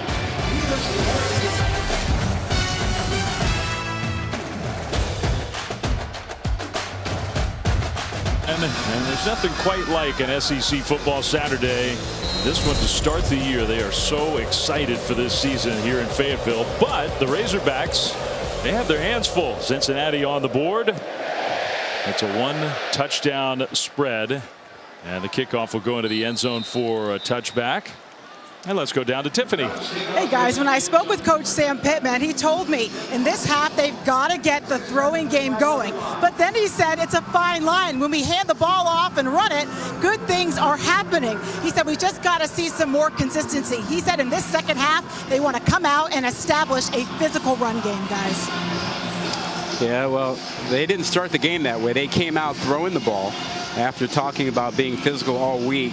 And now, they haven't dominated Cincinnati physically like I think a lot of the players and the staff thought they might. They thought they had a size advantage. Cincinnati's really hung in there with them, particularly on defense. By the way, we're thrilled to have Tiffany Blackman as a part of our crew this year. Yeah, yay Tiff. First possession of the second half for Arkansas, and Cincinnati kind of stretches that play out so that multiple defenders can come and help make the play. The tackle right around that line of scrimmage. You called it. Taj Ward, 15, did a great job of containment, staying on the edge, forcing everything inside, and let his mates come in and make the tackle. Yeah, and Ivan Pace may get credit for that tackle. He's going to get a lot of tackles this year, I think. Rocket Sanders, a little misdirection there, but Cincinnati read it well. So another couple yards, but it'll be 3rd down and maybe 6. So the Bearcats have a chance to get a quick stop here. The pass across the middle, and that's Trey Knox, and that will be good enough for a first down. Trey Knox is big enough to where it doesn't matter if you're trying to stop him. he'll fall down for the first down at 6'5" and about 245. They think he's poised to have a big year. Converted wide receiver. He's gotten bigger and stronger. And another misdirection play. Great ball handling by Jefferson, and then the broken tackle along the sideline. The cut inside, still running inside the 40. That's the freshman. He's a true freshman. They think he's got a chance to be a great player. Rashad Illegal Dubinion. substitutions, defense. The 12th player did not get off the field. The penalty is declined. Results of the play is a first down. And he did it against 12 defenders. Yeah, and Arkansas did not even want to have that announced. They wanted to go. They were trying to go fast, so they feel like they've been penalized by not being able to go as fast after that play. And they have so many good ball carriers on this team. We'll see how much action Dubinion can get. I think that's a backwards pass. Hornsby, the backup quarterback, is going to take off, and he's also a track star. He got away from a couple would-be tacklers and got an Arkansas first down. You can see how that play is so hard to defend. Yeah, how about his stride, the beautiful stride of Hornsby? You can see why they were already talking about him as an NFL prospect as a wide receiver. He's dynamic with the football. You saw it right there. And they defended the pass well with him getting that backwards pass from Jefferson, but then then trying to get him down if he takes off is a whole different challenge. Now remember, he tried to transfer but then changed his mind, and Pittman said, sure, but you're going to play a lot of wide receiver. Jefferson hands off, and this is Dubinion, the freshman again, upended across the 20-yard line down to the 19.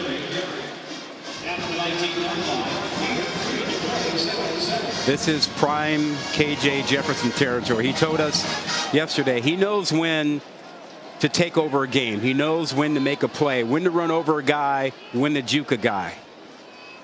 Jefferson will keep it, and he didn't have a chance to do either there because he kind of got tripped up in the backfield, got maybe a yard. Dante Corleone, who's a really talented young player on the inside. 6'2", 320-pound defender. The run direction up the middle. Cincinnati has more than held their own. Outside, Razorbacks have had some success. Trouble containing the edge. 3rd down and 7. Jefferson in the pocket. Pressure comes. He throws, and it's caught. What a catch! And a collision at the goal line. Touchdown. Jaden Hazelwood, his first Arkansas touchdown. Again, giving his receiver a chance. That ball isn't overthrown. It's underthrown. He knows that Jaden Hazelwood at 6'3", 215 can jump and come back and get the ball.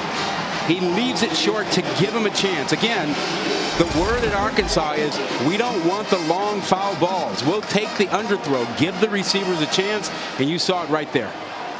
Well, that was beautiful. Jaden Hazelwood, who was Oklahoma's leading receiver last year. KJ Jefferson, he took the lead on recruiting Hazelwood once he decided to transfer, and I think those two are going to hook up a few times this year. They told him, if you come here, we're going to make beautiful music. We'll make touchdowns. And promise kept opening week.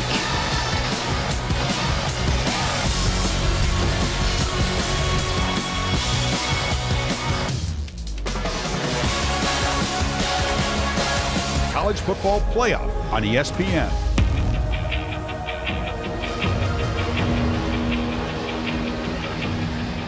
And of course, big news this week, huge news officially yesterday that the College Football Playoff in a couple of years will be expanding by a lot. It's going to impact the game dramatically. It's going to, I think, be great for the fans. There'll be more interest nationwide, I think, following teams trying to stay alive for the playoff. And who knows when it's going to begin? That's sort of up in the air. If you're a program like Arkansas and you got to play in the SEC West, it gives you a little margin for error. Yep. Razorbacks up by 2 touchdowns after the impressive drive. Kick return. The dangerous Trey Tucker out across the 25, close to the 30.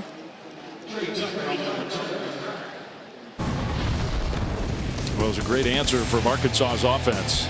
Yeah, the last drive they talked about getting the passing game together. How about just a little screen off a couple of fake misdirection things to get them set up, and then come right back with, hey, we're going to do a double pass. No, we're not. Malik Hornsby is athletic enough to set us up for this.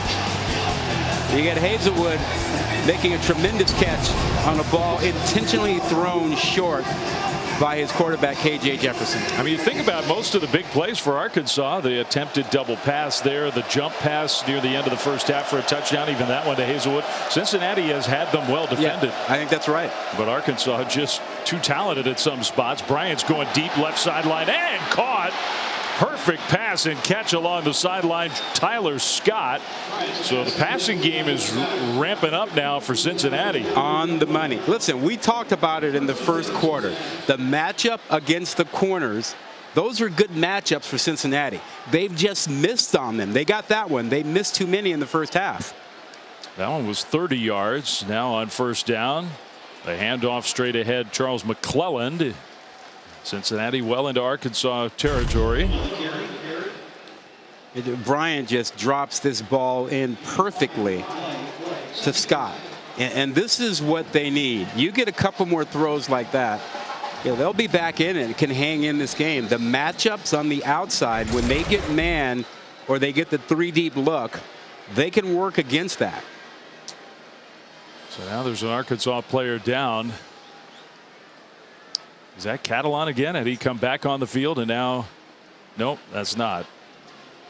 That's Johnson, Jaden Johnson, who might have been the guy to come in for Catalan, at least one of them who would take some extra snaps. And that's a secondary that, as you saw on that last throw, they've had some trouble with the deep ball today.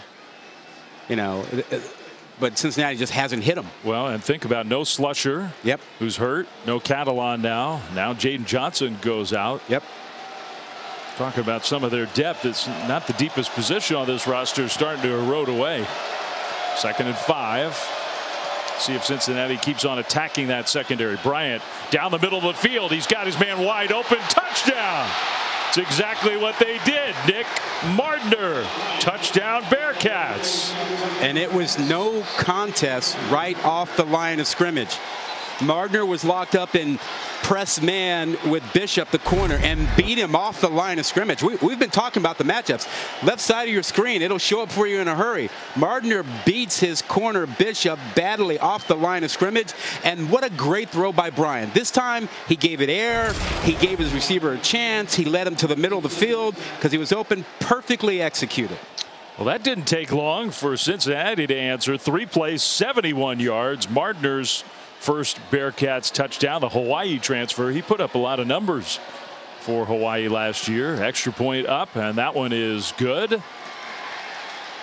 So Cincinnati championship medal. They're not going anywhere today. No quitting the Bearcats. And when you get matchups like this and your quarterback is feeling it and he gives his receiver a chance. Mardner, 6'4", didn't even have to jump up there, beat his man badly, and the Bearcats, they're back in it again.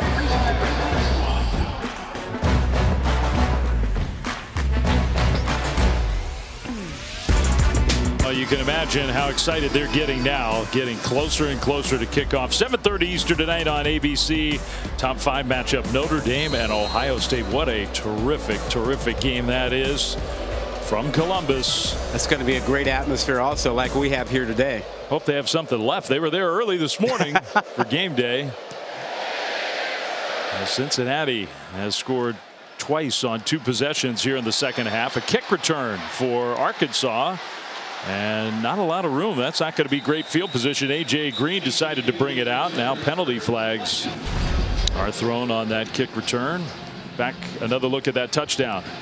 Yeah, when you're in press coverage, you're up there, you have to get your hands on the receiver and redirect him. Otherwise, it's a free release and you are chasing, and you cannot chase. You don't have deep help. So the defensive back fraternity, and I'm part of that. I played that spot. Return team number 17. The penalty is half the distance from the end of the run. So be first down, Arkansas. When you are up there, you have to get your hands on the receiver.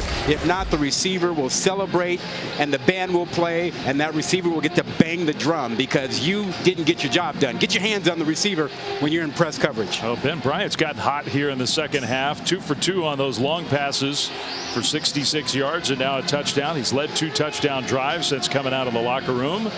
Yeah, and they've taken the crowd out of this with the touchdown pass and then the bad decision and penalty on the kick return. It's getting very quiet in here. Cincinnati defense has a chance here for a stop and some good field position. Arkansas begins at their own 8. So this is a big sequence here in this game. 6:44 to go, third quarter. KJ Jefferson, the ball's on the ground. He and his running back collided. The ball's loose. Bearcats think they have it. No signal yet. And it's Cincinnati ball. Wow. You talk about a bad streak. You give up a touchdown pass, poor execution, and then you have a bad decision to return a kick. You get a penalty, and then on the first play for your offense, bad snap, quarterback can't handle it. You can't get on it. You got 3 guys around it. Cincinnati is in business. Yeah, it was less a collision between the 2 guys as Sanders ran right into the ball. That low left snap. Yeah, I mean, he had no idea the ball was on the ground. He's just running his path on that running play, and now Cincinnati first and goal from the 3-yard line.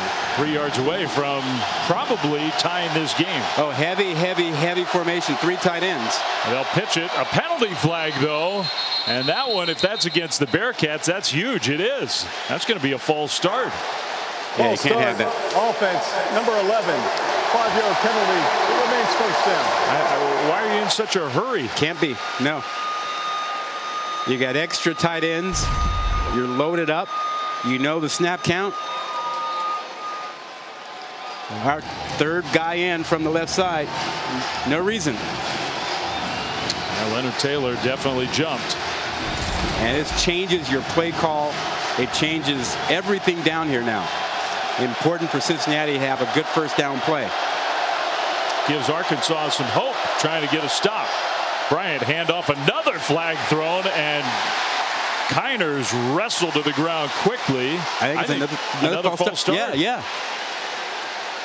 Wow. Listen, I don't think this was crowd noise. It wasn't that loud down there as far as I could tell. Especially not for Illegal the first formation, offense, more than 4 players in the backfield at the snap. 5-yard penalty. So Remains first down. that's just a bad formation. Yeah. No excuse. When you have the ball at the 3-yard line, first and goal, trying to tie the game, momentum on your side, feeling great, and now it's first and goal from. Yeah. Now, if I'm Arkansas defensively, I want to protect my corners. You know, I've been beaten lately in man coverage. They've struggled. Cincinnati didn't hit all the ones that they could, but I want to protect them a little bit, give them a little safety help down here. The man-to-man on this trips is a bit of an issue. Crossing routes, you can get mixed up here. Play zone down here if you're Arkansas. Now it's definitely loud.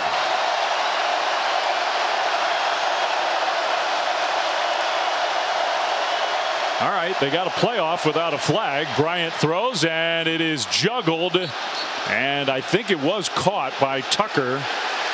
And now another official comes in and says no. Rolling on the field is an incomplete pass. Second down. I think that's the right call.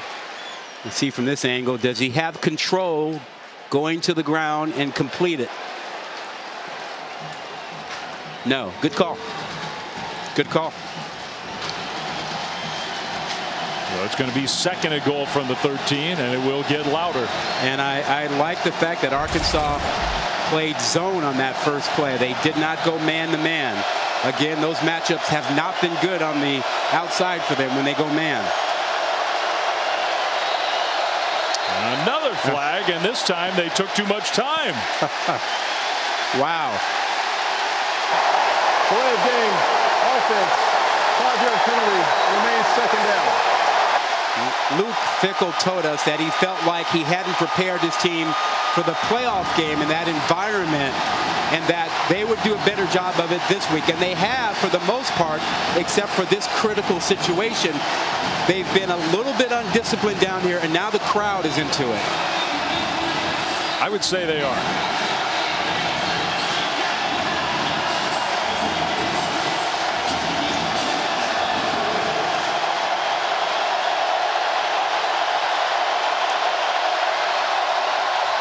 Bryant throws short, and it's caught, but the tackle at the 15. Tyler Scott with the catch. Is going to be 3rd and goal. They had 1st and goal from the 3. It'll be 3rd and goal from the 15. You can just hear Cincinnati fans all over the place pounding their head. How did we go from 1st and 3 to this?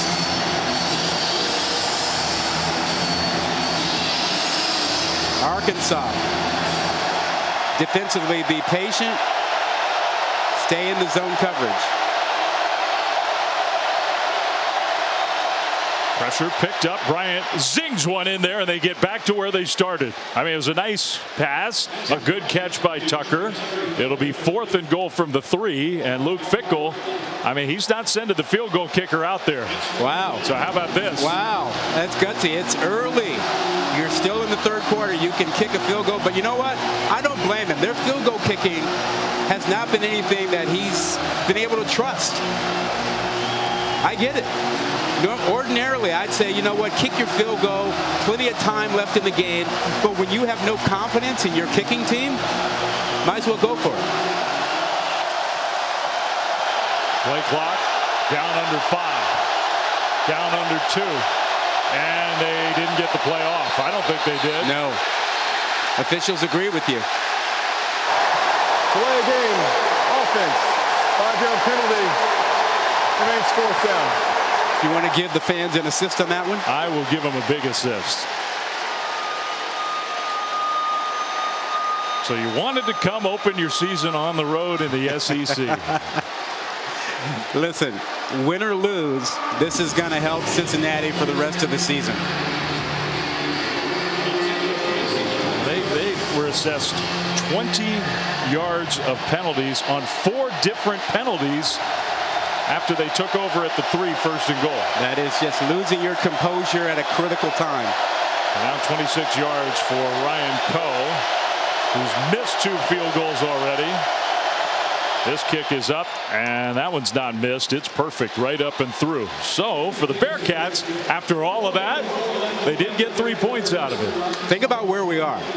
We had Arkansas go through a series of mistakes that led to Cincinnati getting back in the ball game. Poor coverage, touchdown pass, and then a poor decision on a kickoff return, followed by a penalty, followed by a fumble. And then we have Cincinnati come out, and they fall apart when they have a chance to get a tying touchdown. So really right now, it's which team gathers itself the best and plays with some composure going forward. That's really the issue right now. Well, we were given an assist to the fans for that error in operation. The student section, the Taco Bell Live Más Student Section of the Year contest has returned. To celebrate, Taco Bell will be providing rewards to students all season long. What do they nickname the student section here? I don't know. The Trough. Do you know that they teach all freshmen during orientation to call the hogs? All 8,500 of them. They learn it 500 students at a time in an auditorium. It takes them about half an hour to make sure they all get it down right, and then they're rolled to the next 500. Although, you know, most people in these parts learn to call the hogs by the time they're 10. Yeah, I think most students who come here already know the deal. Kickoff into the end zone. And this will be a touchback. Well, tomorrow and Monday, we got 2 more great college football matchups for you. Tomorrow, Sunday, Brian Kelly, his coaching debut at LSU. And I think everybody in the SEC is just fascinated to see how the whole thing's going to go. Not just tomorrow, but going forward, it'll be LSU and Florida State. 7:30 on ABC. I think that's going to be a surprisingly good game. I think Florida State might be finally getting somewhere near where they used to be. Remember, they had offensive line trouble for the longest. They may have plugged that a little bit. How about Clemson, Georgia Tech? Clemson, can DJ Uiagalelei have a better year? He was not very good last year, frankly. That defense is going to be nasty. Nasty. Good luck, Yellow Jackets, in that one on Monday. Play fake and a little dump pass to Trey Knox, the tight end, who can move across the 35. So here comes Arkansas. Another Cincinnati helmet comes off. I mean, I really think that is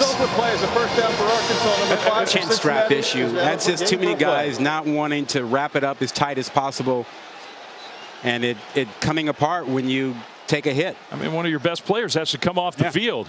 Handoff, Sanders.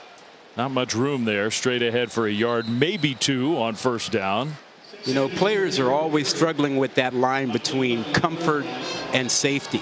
You know, safety, they want you to buckle up the chin strap as tight as possible, and you're trying to be a little bit comfortable, and so you might let that go a little bit, and unfortunately it results in helmets coming off and guys missing plays. 2nd and 8. I don't think this was a designed quarterback run, but KJ Jefferson runs anyway, and Shepard, who came back in after getting his helmet fixed, came up with a tackle to be 3rd down. Smart decision to go low on a 235-pound quarterback. Because he'll run you over if you don't. Yeah, he will. This big 3rd down play for Arkansas. And they need close to 5. Jefferson in the pocket, throws over the top, and it is incomplete, but 2 different penalty flags thrown. Trying to hit the running back Sanders out of the backfield.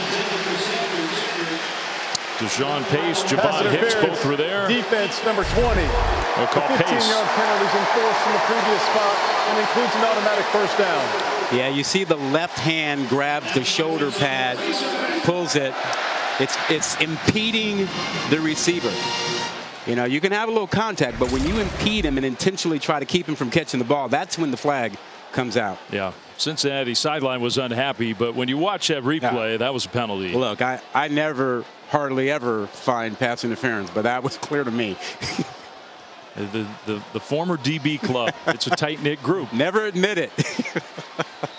Ever. Under 4 minutes to go, 3rd quarter. Really good game here. 21-17 Arkansas. Looked like maybe they were just going to blow Cincinnati out after a couple things went against the Bearcats. Not the case at all. Jefferson throwing again, throws it short, and it's caught, but the throw was low, so Sanders, who had a lot of room in front of him, falls down. Yeah, if that's on target, Sanders is still running. Maybe that pressure in KJ Jefferson's face just enough for Cincinnati there. Jefferson steps forward like he was going to run, then was going to try to pass, then decides, nope, I want to do that. Inside the 35, down to the 32. If the sense, you get the feeling KJ Jefferson wants to take over. Wants to take over the game. He knows that this drive is important. 2nd year as the full-time starter for Arkansas. Very confident young man. KJ Jefferson, there's no doubt in my mind, you and I saw Arkansas last year, the year before, there's no doubt in my mind that he can be one of the best players, quarterbacks in all of college football. I think that's right. And he has a chance to have a special season. He'll hand it off. Sanders squirts through. Sanders inside the 15, down to the 13. And that'll put him over 100 yards for the game. Yeah, it was a really good block getting on the linebackers for Cincinnati, allowing Sanders to find some room inside. Man, they're going fast. This up-tempo is quick. Timeout Cincinnati. They were going so fast, Luke Fickell needed to stop things. It's 30 seconds in length. This is the first of the half. So we've got a timeout here in Fayetteville, and while we do, let's check in studio with Matt Berry.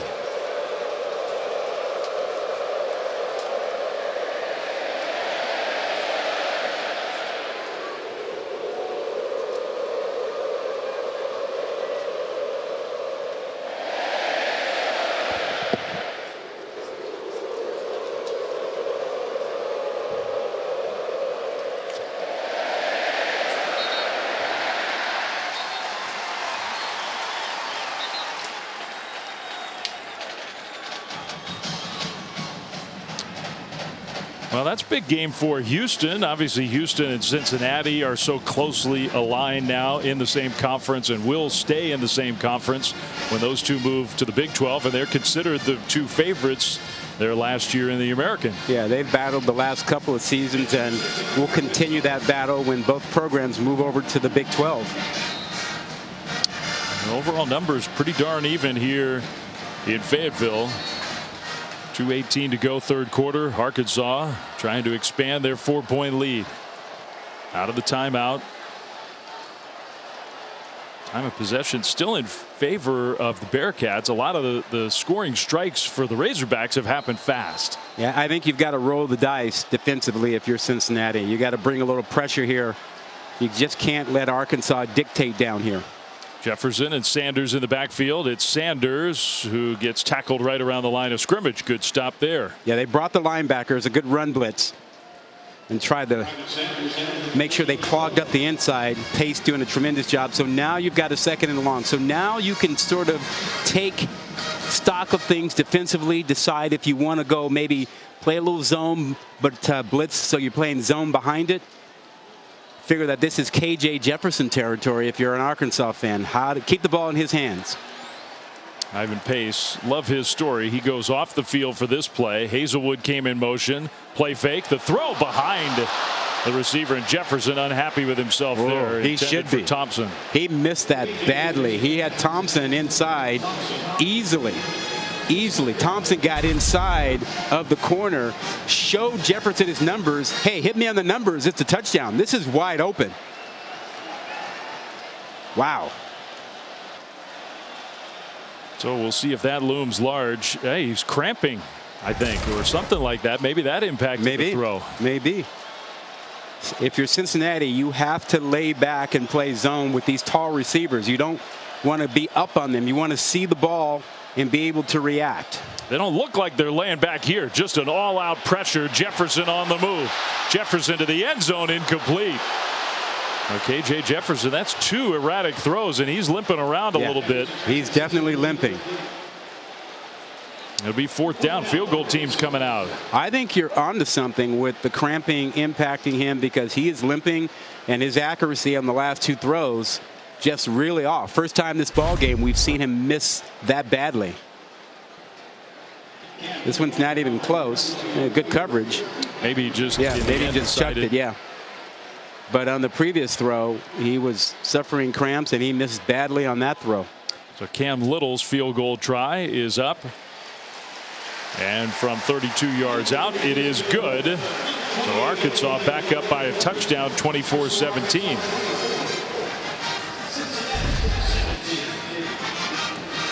This guy, Cam Little, has a leg.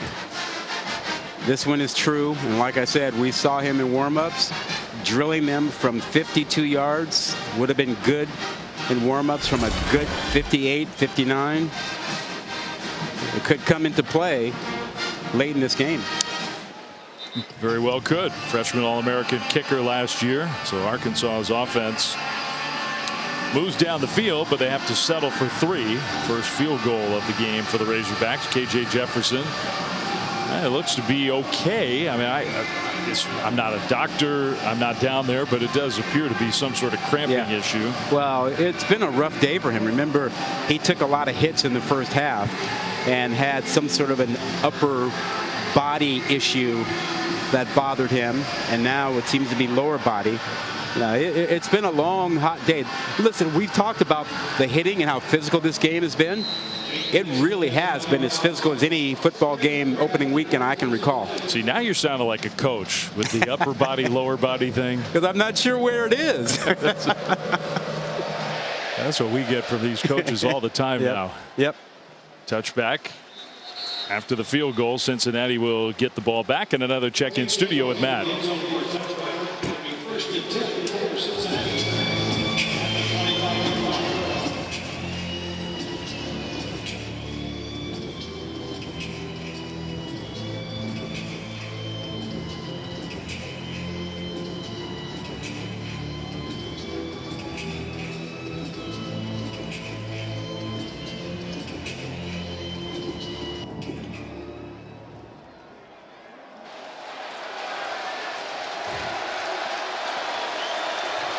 Well, the Pac-12 certainly will be hoping for a better showing than the Ducks put forth today.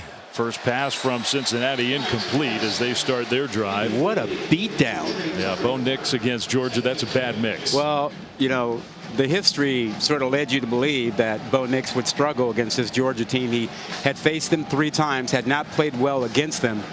And this Georgia defense is probably going to be as good as the last couple of years. So not a surprise, just a surprise that the beatdown is that bad.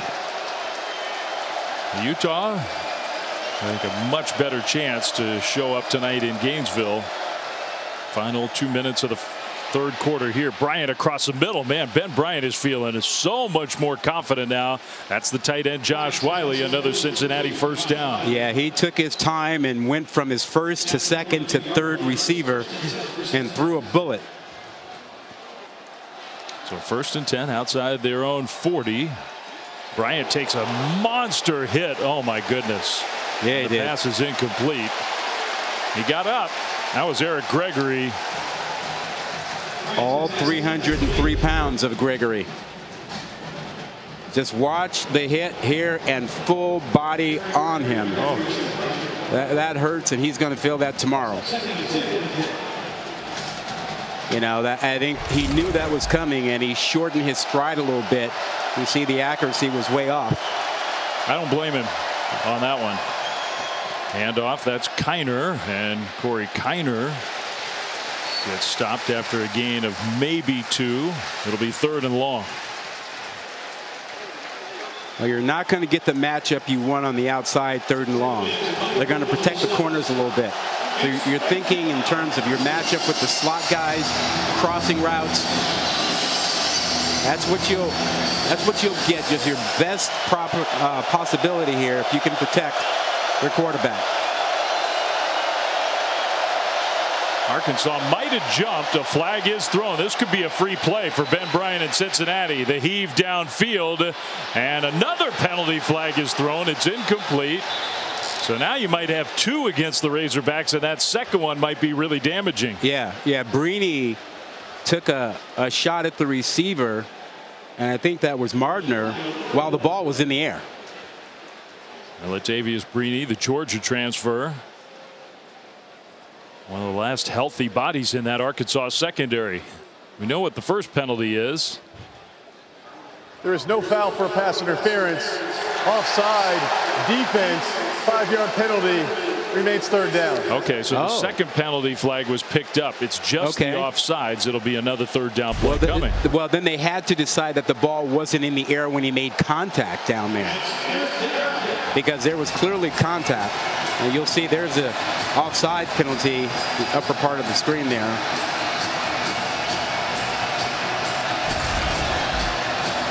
Another hit on Bryant. 3rd and 3 from close to midfield. Taylor, the tight end, came in motion. Bryant in the pocket. He's going deep again. He's got his man. He underthrew it, but it's completed anyway. First down, Cincinnati. That's the tailback, Charles McClellan. Gave him a chance. He didn't overthrow him. You see the adjustment from Bryant. He missed those throws in the first half. Took something off of it. Gave McClellan the chance. And it is a big play. I think on that one, if you hit him in stride, he's going to the end zone. Bryant now is going to the turf, and his helmet flies off.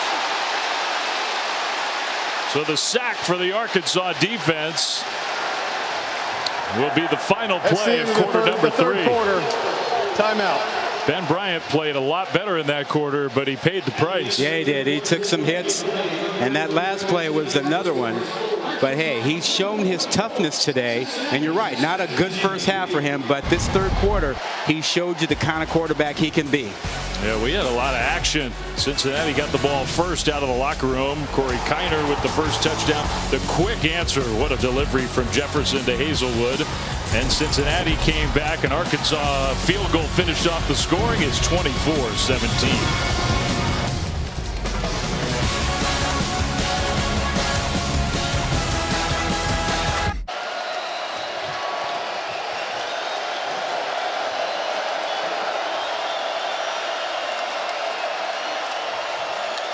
Well, we start the 4th quarter, and because the helmet came off Ben Bryant, Evan Prater is in at quarterback. After the sack and the loss of 12, it's 2nd and 22. So the redshirt sophomore Prater, who's got so much speed and athleticism, and you can see it just even in a quick burst there, gets ahead close to the 25-yard line. And now Ben Bryant will come back in the game. Drew Sanders made the tackle. We talked about that in the first half as to whether there was a place for Prater and his legs in this game. Well, he did a nice job there. 3rd down, still long though. 15 for the Bearcats, down by a touchdown on the road.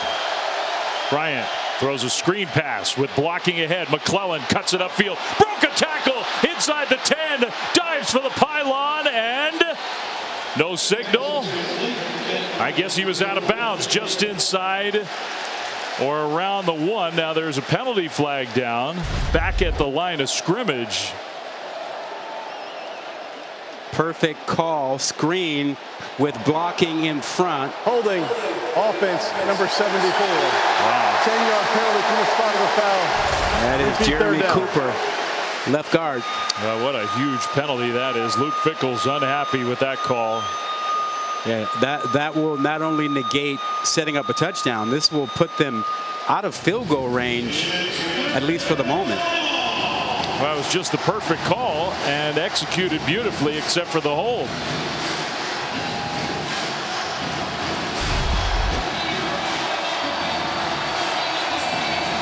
Left side of your screen, 74 out in front. Well, we just never could see it. You want to make sure you at least give yourself a chance at a field goal. You need 10 yards or so. Bryant, plenty of time, throws middle, and he throws it very high. He had McClellan there open, and that would have given him a better chance at a field goal if you completed that one. Instead, it sails incomplete. 4th and 24.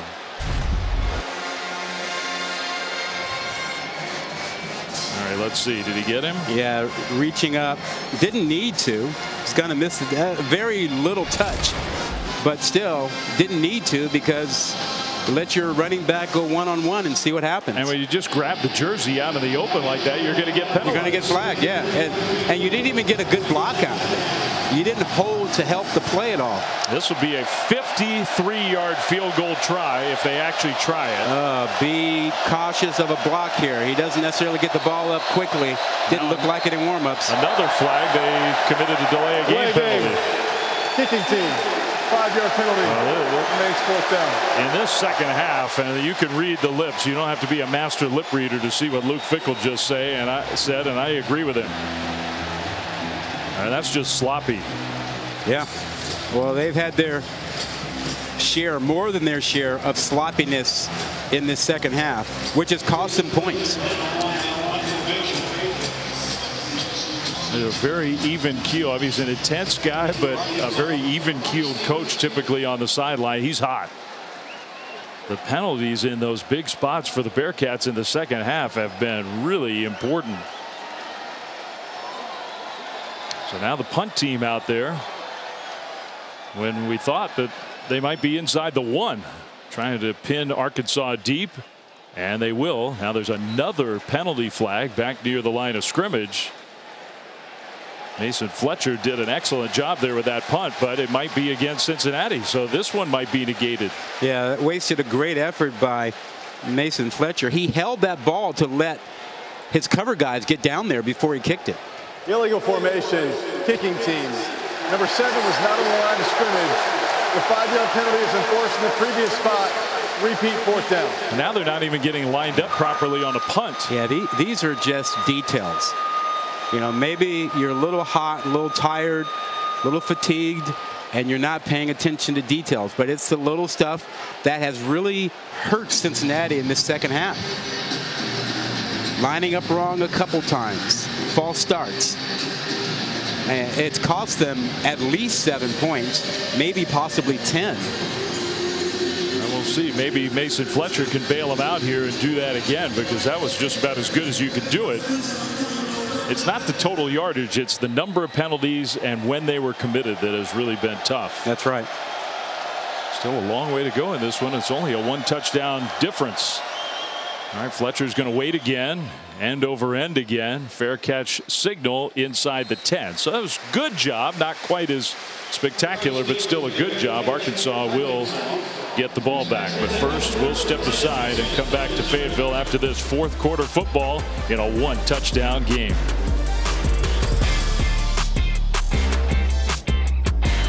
Brought to you by Xfinity. KJ Jefferson, the captain, the Arkansas quarterback. Statistically, Rod, not spectacular numbers, but a lot of great execution. He's made big plays when they had to be made. Touchdown passes, Hazleton, also to Knox, running for one. When they had chances, he delivered for them. They need him to deliver here. They're up by a touchdown, 13.5 minutes to go in the game, and pinned deep in their own territory. That's A.J. Green, some fresh legs, the sophomore running back from Tulsa, for a gain of 5. Remember, there's a lot at stake for both these teams in this game. Arkansas, a trendy pick, looking for a special season. A win here would really keep the momentum going for them. I mean, they played the hardest schedule in college football last year and won 9 games anyway. So there's a reason they are picked to be a contending team. And if Cincinnati were to win this game, I'm not certain they can't run the table. And that would put them right back in the playoff discussion again this season. So a big 13 minutes here in Fayetteville. That pass complete to Matt Landers. Now Jefferson takes a hit and is driven down, and he did well to hang on to the ball. How about Ivan Pace in his Cincinnati debut? Man, has he played well. Overlooked coming out of high school. Great high school player. His brother was heavily recruited. He wasn't. Wound up at Miami of Ohio, starred there, and came over this season to play with his brother and to show folks what he can do. He's a prospect, man. He's a player. Well, he's, what is he, maybe 5'9"? They list him at 6 feet tall. He's not that. He's not really even close to that. He had 6 sacks in 1 game. Yeah, he's just a really good football player. I don't think his height really matters when it comes to what he does on the field. I agree. A big play there. Jefferson pressured again, and KJ Jefferson goes down. Now it's not a safety. The helmet flies off again for Jaquan Shepard. Jefferson was stopped at the 1, so that's where they'll give him forward progress. It takes a lot to get KJ Jefferson down, and Shepard did it. Yeah, tremendous job by Shepard. Corner blitz. Helmet should not come off like that. But he makes a tremendous play. I mean, wrestling down a 235-pound quarterback, awesome. The helmet came off in the celebration. Yeah, he shook his head, and the helmet, that should never happen. Ever. They need him on the field. He's one of their best players. But again, failure to buckle up is costing these guys some time on the field. So now 3rd and 29. Arkansas back at their own 2. Jefferson pressured by Pace, gets away. He's going to throw middle, and it is caught. Now well short of a first down, but that at least is a little cushion for the Razorbacks. Trey Knox with the catch. It'll be 4th down. They're going to punt, but it's a much better scenario now. Yeah, I'm impressed with how well Jefferson has thrown on the move. Forced out of the pocket, keeps his eyes down the field, finds his release receiver. He's done a good job of that. That's a big play. You don't have to punt from your 2. You complete that, and you get it out close to the 25. It's a field position throw there. You give your offense a chance to kick it away. You give your defense a chance to be in a good spot. Max Fletcher, Cincinnati had to rush a player off the field. They almost had too many men on the field.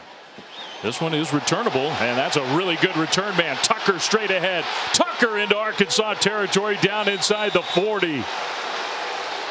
So a 40-yard punt, but a 25-ish yard return. And Cincinnati is in a good position here, down only 7. He needs more touches. Well, you got Utah, Florida still to come, and that one will start soon. They'll take over when we're finished here on ESPN. Notre Dame, Ohio State tonight over on ABC. Florida State, LSU tomorrow. Monday night, Clemson and Georgia Tech. You know, Anthony Richardson of Florida is already considered a first-round draft pick at quarterback. He hasn't played a full season yet. And a lot of buzz about his performance in fall camp. Handoff and tackled from behind. So a nice play by the Arkansas defense to pull Charles McClellan down. Cincinnati goes backwards on first down. Zach Williams has been a handful inside. Watch him on the edge there as he comes down inside quickly, chasing this thing down. Excellent speed, excellent quickness off the edge. They don't really have a classic pass rusher on this Arkansas team. They got a bunch of those guys who can bounce in and out, and a big hit on the quarterback. The ball's out. Razorbacks scoop it up.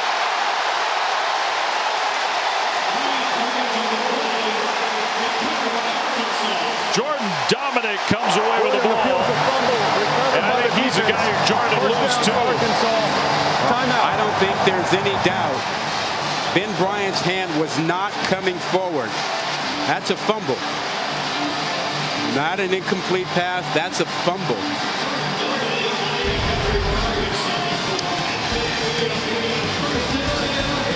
You see it here.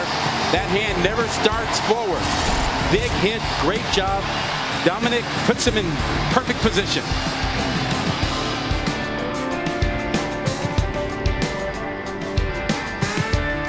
ESPN College Football is delivered by Papa John's and the all-new Papa Bowls. No crust, all toppings. Try one for yourself at Papa John's.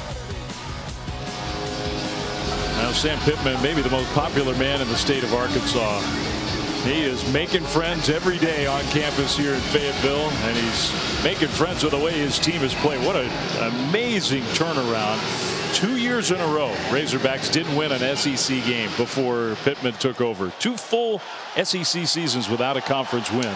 He just fits this place perfectly. The call was reviewed and it stands. Hazelwood gets the pitch, and Hazelwood with that blazing speed into Cincinnati territory. What a sequence.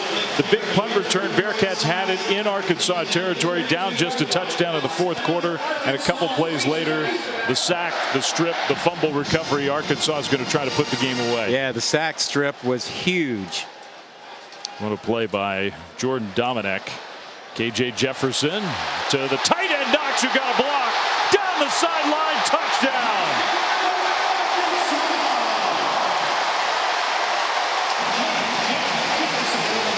And I think the Bearcats are just stunned by what's happened in the last few minutes. Yeah.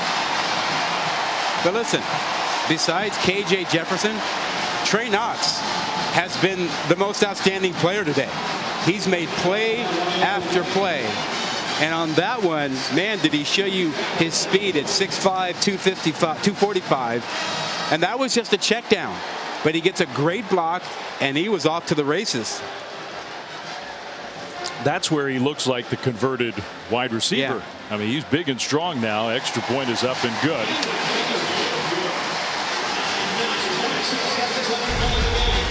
Great job by Jefferson being patient, not forcing the ball down the field. And there you see just a little check down, a little late release outside by Trey Knox, and then gets a tremendous block on the edge.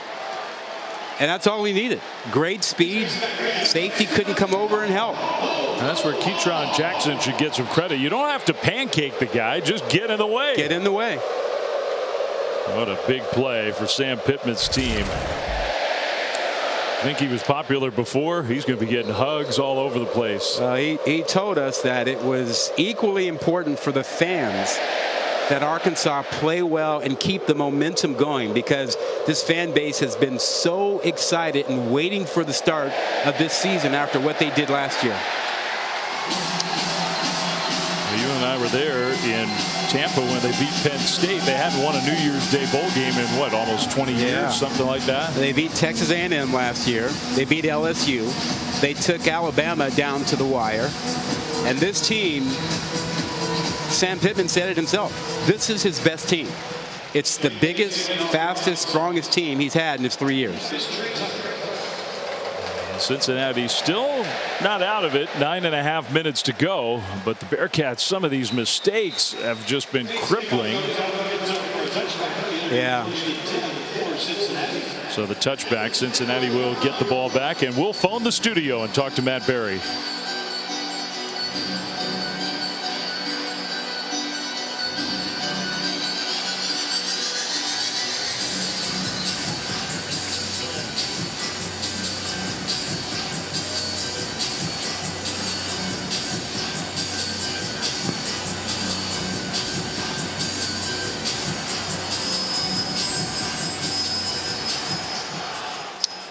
Well, they got some work to do, Rob, but Billy Napier, he is a really smart coach. Yeah, he is.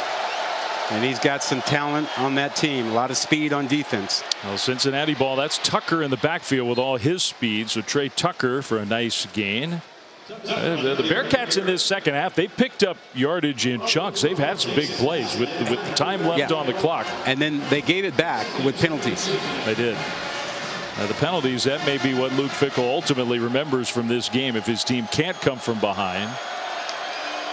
Because they happen at the worst times. Handoff and a nice, powerful run. You can see why they like Corey Kiner across the 40. First down, Cincinnati. It's good to see Kiner back out there after he suffered what looked like, a real tough knee injury in the first half. But he's been back out there lately, running the ball, running hard. He could be the every down back that they're looking for. He's got a lot of burst, that's for sure. Kiner, another carry, again straight ahead. This time just a couple yards on first down.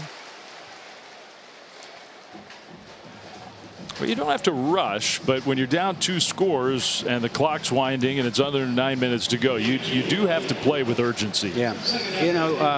Don't you feel like the Cincinnati offensive line has played reasonably well, even with Jake Renfro out this game, their all-star center? I do.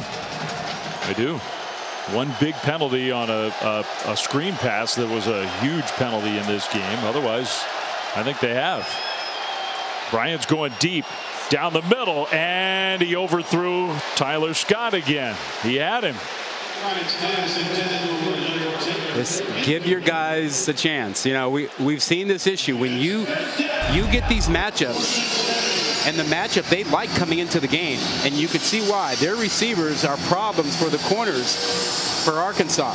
But when you get a guy that wide open, you have to give the ball air and let him run underneath it. They've missed about 3 or 4 of those today. Again, Tyler Scott's about as fast as they come, so you're not overthrowing a slug. We're talking about guys who run 4.3 or better, 4.29. Third and long. Bryant in the pocket. He's going to throw middle. That one is complete for a first down into Arkansas territory. Tucker with another catch. I like the fact that Bryant doesn't dwell on the last play. Play the next play. Comes right back with a good throw, keeps the chains moving. He's also spreading the ball around. Cincinnati's gotten a lot of players involved in the pass game. Both teams have, really. 24 of 40 passing for Bryant. Throws right, and his man is open, and then cutting it inside, breaking a tackle, slipping another one inside the 20, down to about the 16. That's Tyler Scott. Don't go anywhere. Now this is the area of the field where Cincinnati's had some issues with penalties, crowd noise, and the like. Can they finish this one off here? If they can finish this one off, we're going right down to the wire. Under 7 minutes to go. Only 1 touchdown, 3 trips inside the 20. Bryant toward the end zone, incomplete. Wiley, the intended target. It'll be second down. You have to recognize the coverage. See that they're playing with a couple of safeties back there. I like looking for your taller receivers down here. No Jalen Catalon, and we did finally find Jalen. We were looking for him, the All-American safety for Arkansas. He was in the locker room, came back out, and almost had a makeshift sling on his right arm and shoulder. Handoff, McClellan gets tackled immediately by Landon Jackson. And Catalon's missing is huge because he's also the quarterback of that secondary. Well, that's good news, because before he had that right arm sort of in that towel like it was a sling. Yeah, that looks better. But it was his right shoulder that was injured last year, and he missed the final 7 games of the year. Good to see him using that left arm too. Yeah, I thought it was the other one that he was favoring earlier, but anyway, it's good to see him out on the sideline. But he won't be coming back in this game. Now it's 3rd and 9. 2 down territory. Has to be. Clock running. They've had a bunch of delay of game penalties. They almost had one there, but they got the play off. Bryant steps up, throws, middle, touchdown. That's Leonard Taylor, the tight end. Nice play by Ben Bryant to buy some time, and an extra point away from being down just 7. Oh, great patience and climbing the pocket by Bryant, waiting for Taylor to break away from Brini.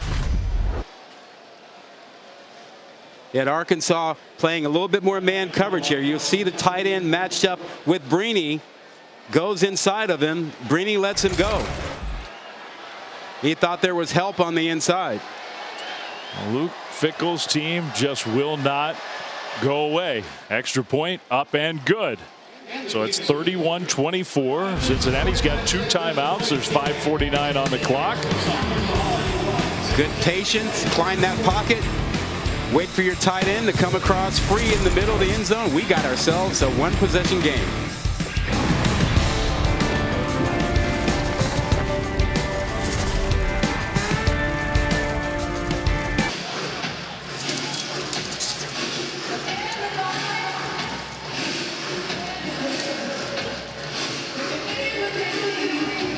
So we're trying to find out. I think it's going to be a penalty that's declined. Tonight, SEC football final is back for another season. You got Dari, you got Chris, you got Ben, you got Takio. Break down all the SEC action from week 1. I'm sure they'll spend a lot of time on this game, 10:30 Eastern on the SEC network. Don't miss it. Now, if you're Arkansas, it is 4-minute offense time. Players number 0 on the receiving team. The penalty is declined. It'll be first down from the 25-yard line. Not allowed to do that, but the penalty declined. Go ahead. You need to pick up some first downs and burn some clock. Put pressure on Cincinnati. How about the way K.J. Jefferson has responded to pressure tonight? Yeah, you got to get that pressure without blitzing, because when they've blitzed him, it hasn't gone well. Yeah, he's been patient, thrown well on the move, found his check down receiver. I mean, that bottom line number is pretty amazing. Handoff on first down, and the Bearcats defended that well. Cincinnati gave up 3 touchdown passes all year last year when blitzing. K.J. Jefferson has 2 of them today. Yeah, he just does a good job of keeping his eyes downfield. And Briggs was tremendous on that play. Defeated his block and made the tackle. 2nd and 10. Arkansas wants to be deliberate, but they did leave some time on the clock there. Sanders with the carry, and he'll get tackled again after a very short gain. So it's going to be 3rd down coming up, and we'll send it to the studio with Matt.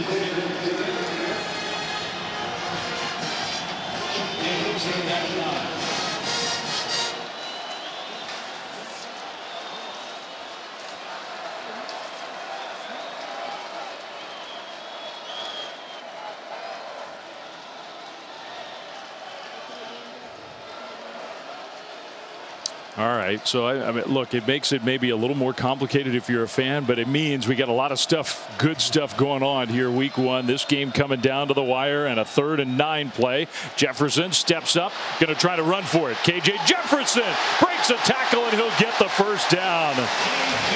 What a big play that is. Yeah, well, he talked about it yesterday.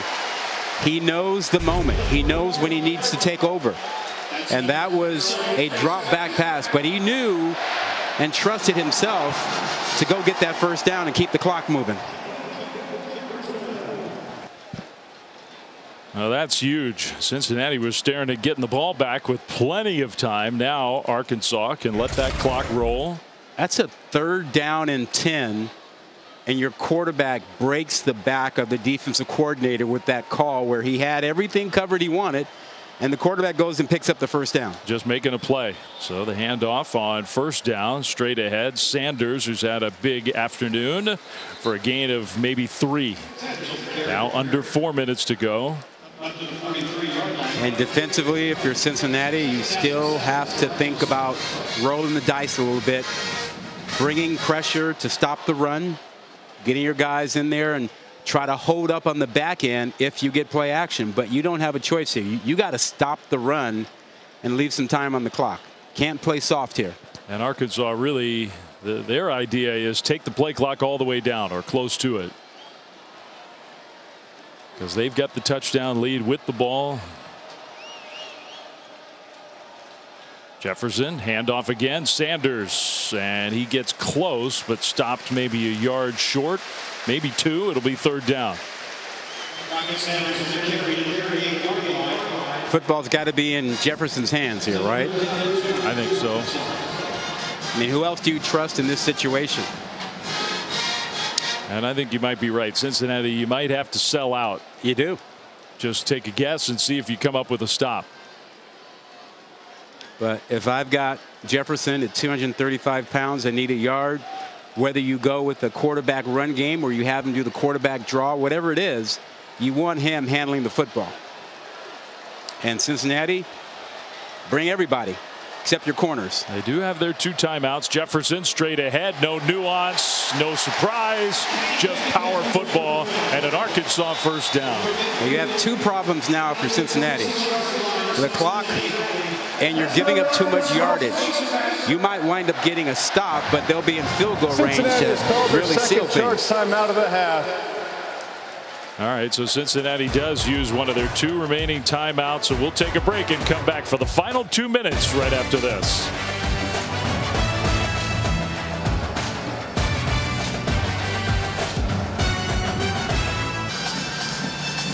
Well, KJ Jefferson trying to lead his Arkansas Razorbacks to a season-opening win against a very good Cincinnati team, and he's played great. He really has, and he's played great at key moments. In the red zone, short yardage. When Arkansas needed to have plays made, he delivered. So they just need a couple more. First down, timeout Cincinnati. They're down to 1 timeout remaining, 2:22 on the clock. Arkansas can't take it all the way down, but they could come pretty close. This is the freshman Dubinion, and a nice cut. Dubinion is going to get an Arkansas first down, and that's going to make it very difficult for Cincinnati. Yeah, you got 1 timeout left. Coming off, the result of the play is a first down. What, 7, 8, 9 guys? I think more. Lost a helmet today. And that just goes part of, in addition to the penalties, I would just lump them in with the penalties, because it's just, you know, that undisciplined thing that kind of hurts Cincinnati all game long, but particularly in the second half. I mean, you got to clean that up. Why every play there's a helmet flying off? It's ridiculous. And then when they had penalties, they had multiple penalties at a time that just destroyed a couple of drives in the second half. I've never, ever seen a game with this, especially for one team, where the helmet flew off this many times. Nope. Jefferson's going to run it after the first down run by Rashad Dubinion.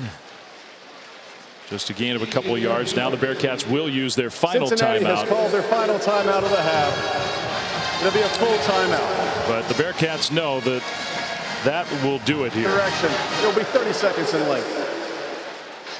I do think that Cincinnati and Arkansas are both, you know, primed for really good seasons. You know, Arkansas has a really tough schedule.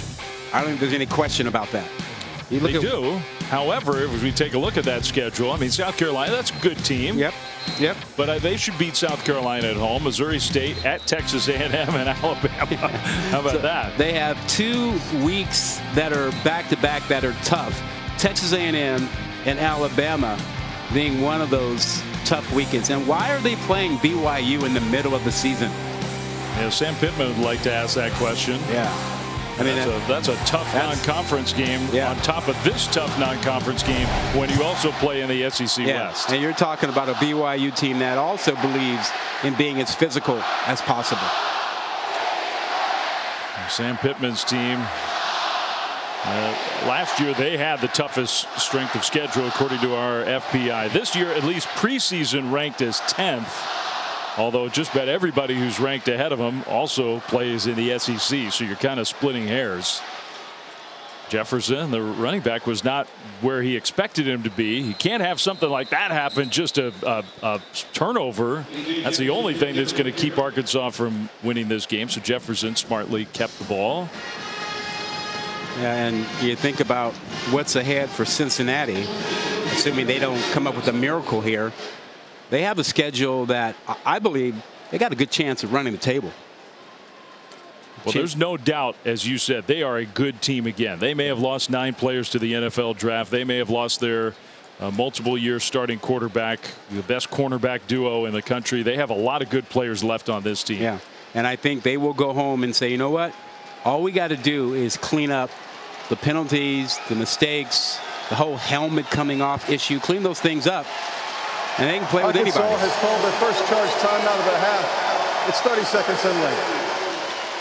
So Arkansas will take their first timeout. And here's the schedule for Cincinnati coming up. They should be favored in every one of those games, and they would likely see Houston in the AAC championship games. I mean, at UCF, you can imagine that being a difficult road game. Yeah, but they'll be favored. They should be favored in that game. Indiana had a good win last night, so Indiana maybe going to be an improved team. But yeah, this can be another special year for Luke Fickell's team. But maybe with this loss, maybe not a year where they can make a strong argument and get back into the playoff. But that doesn't diminish what Cincinnati can still accomplish. And I think it still says that this is a team. It wasn't a one-hit wonder last season, that they actually really do have a program where they are reloading and not starting from scratch. Let's see if Jefferson can make sure this play takes more than 5 seconds. See if he tries to run around a little bit before he goes down. He's going to run forward and bounce around. Got to stay in bounds. And he'll get tackled. Now some pushing and shoving at the end of the game. You don't want that. You'll be shocked to know that another Cincinnati helmet flew off. Gosh. What's the over under? A dozen? I literally think it's over that. I do.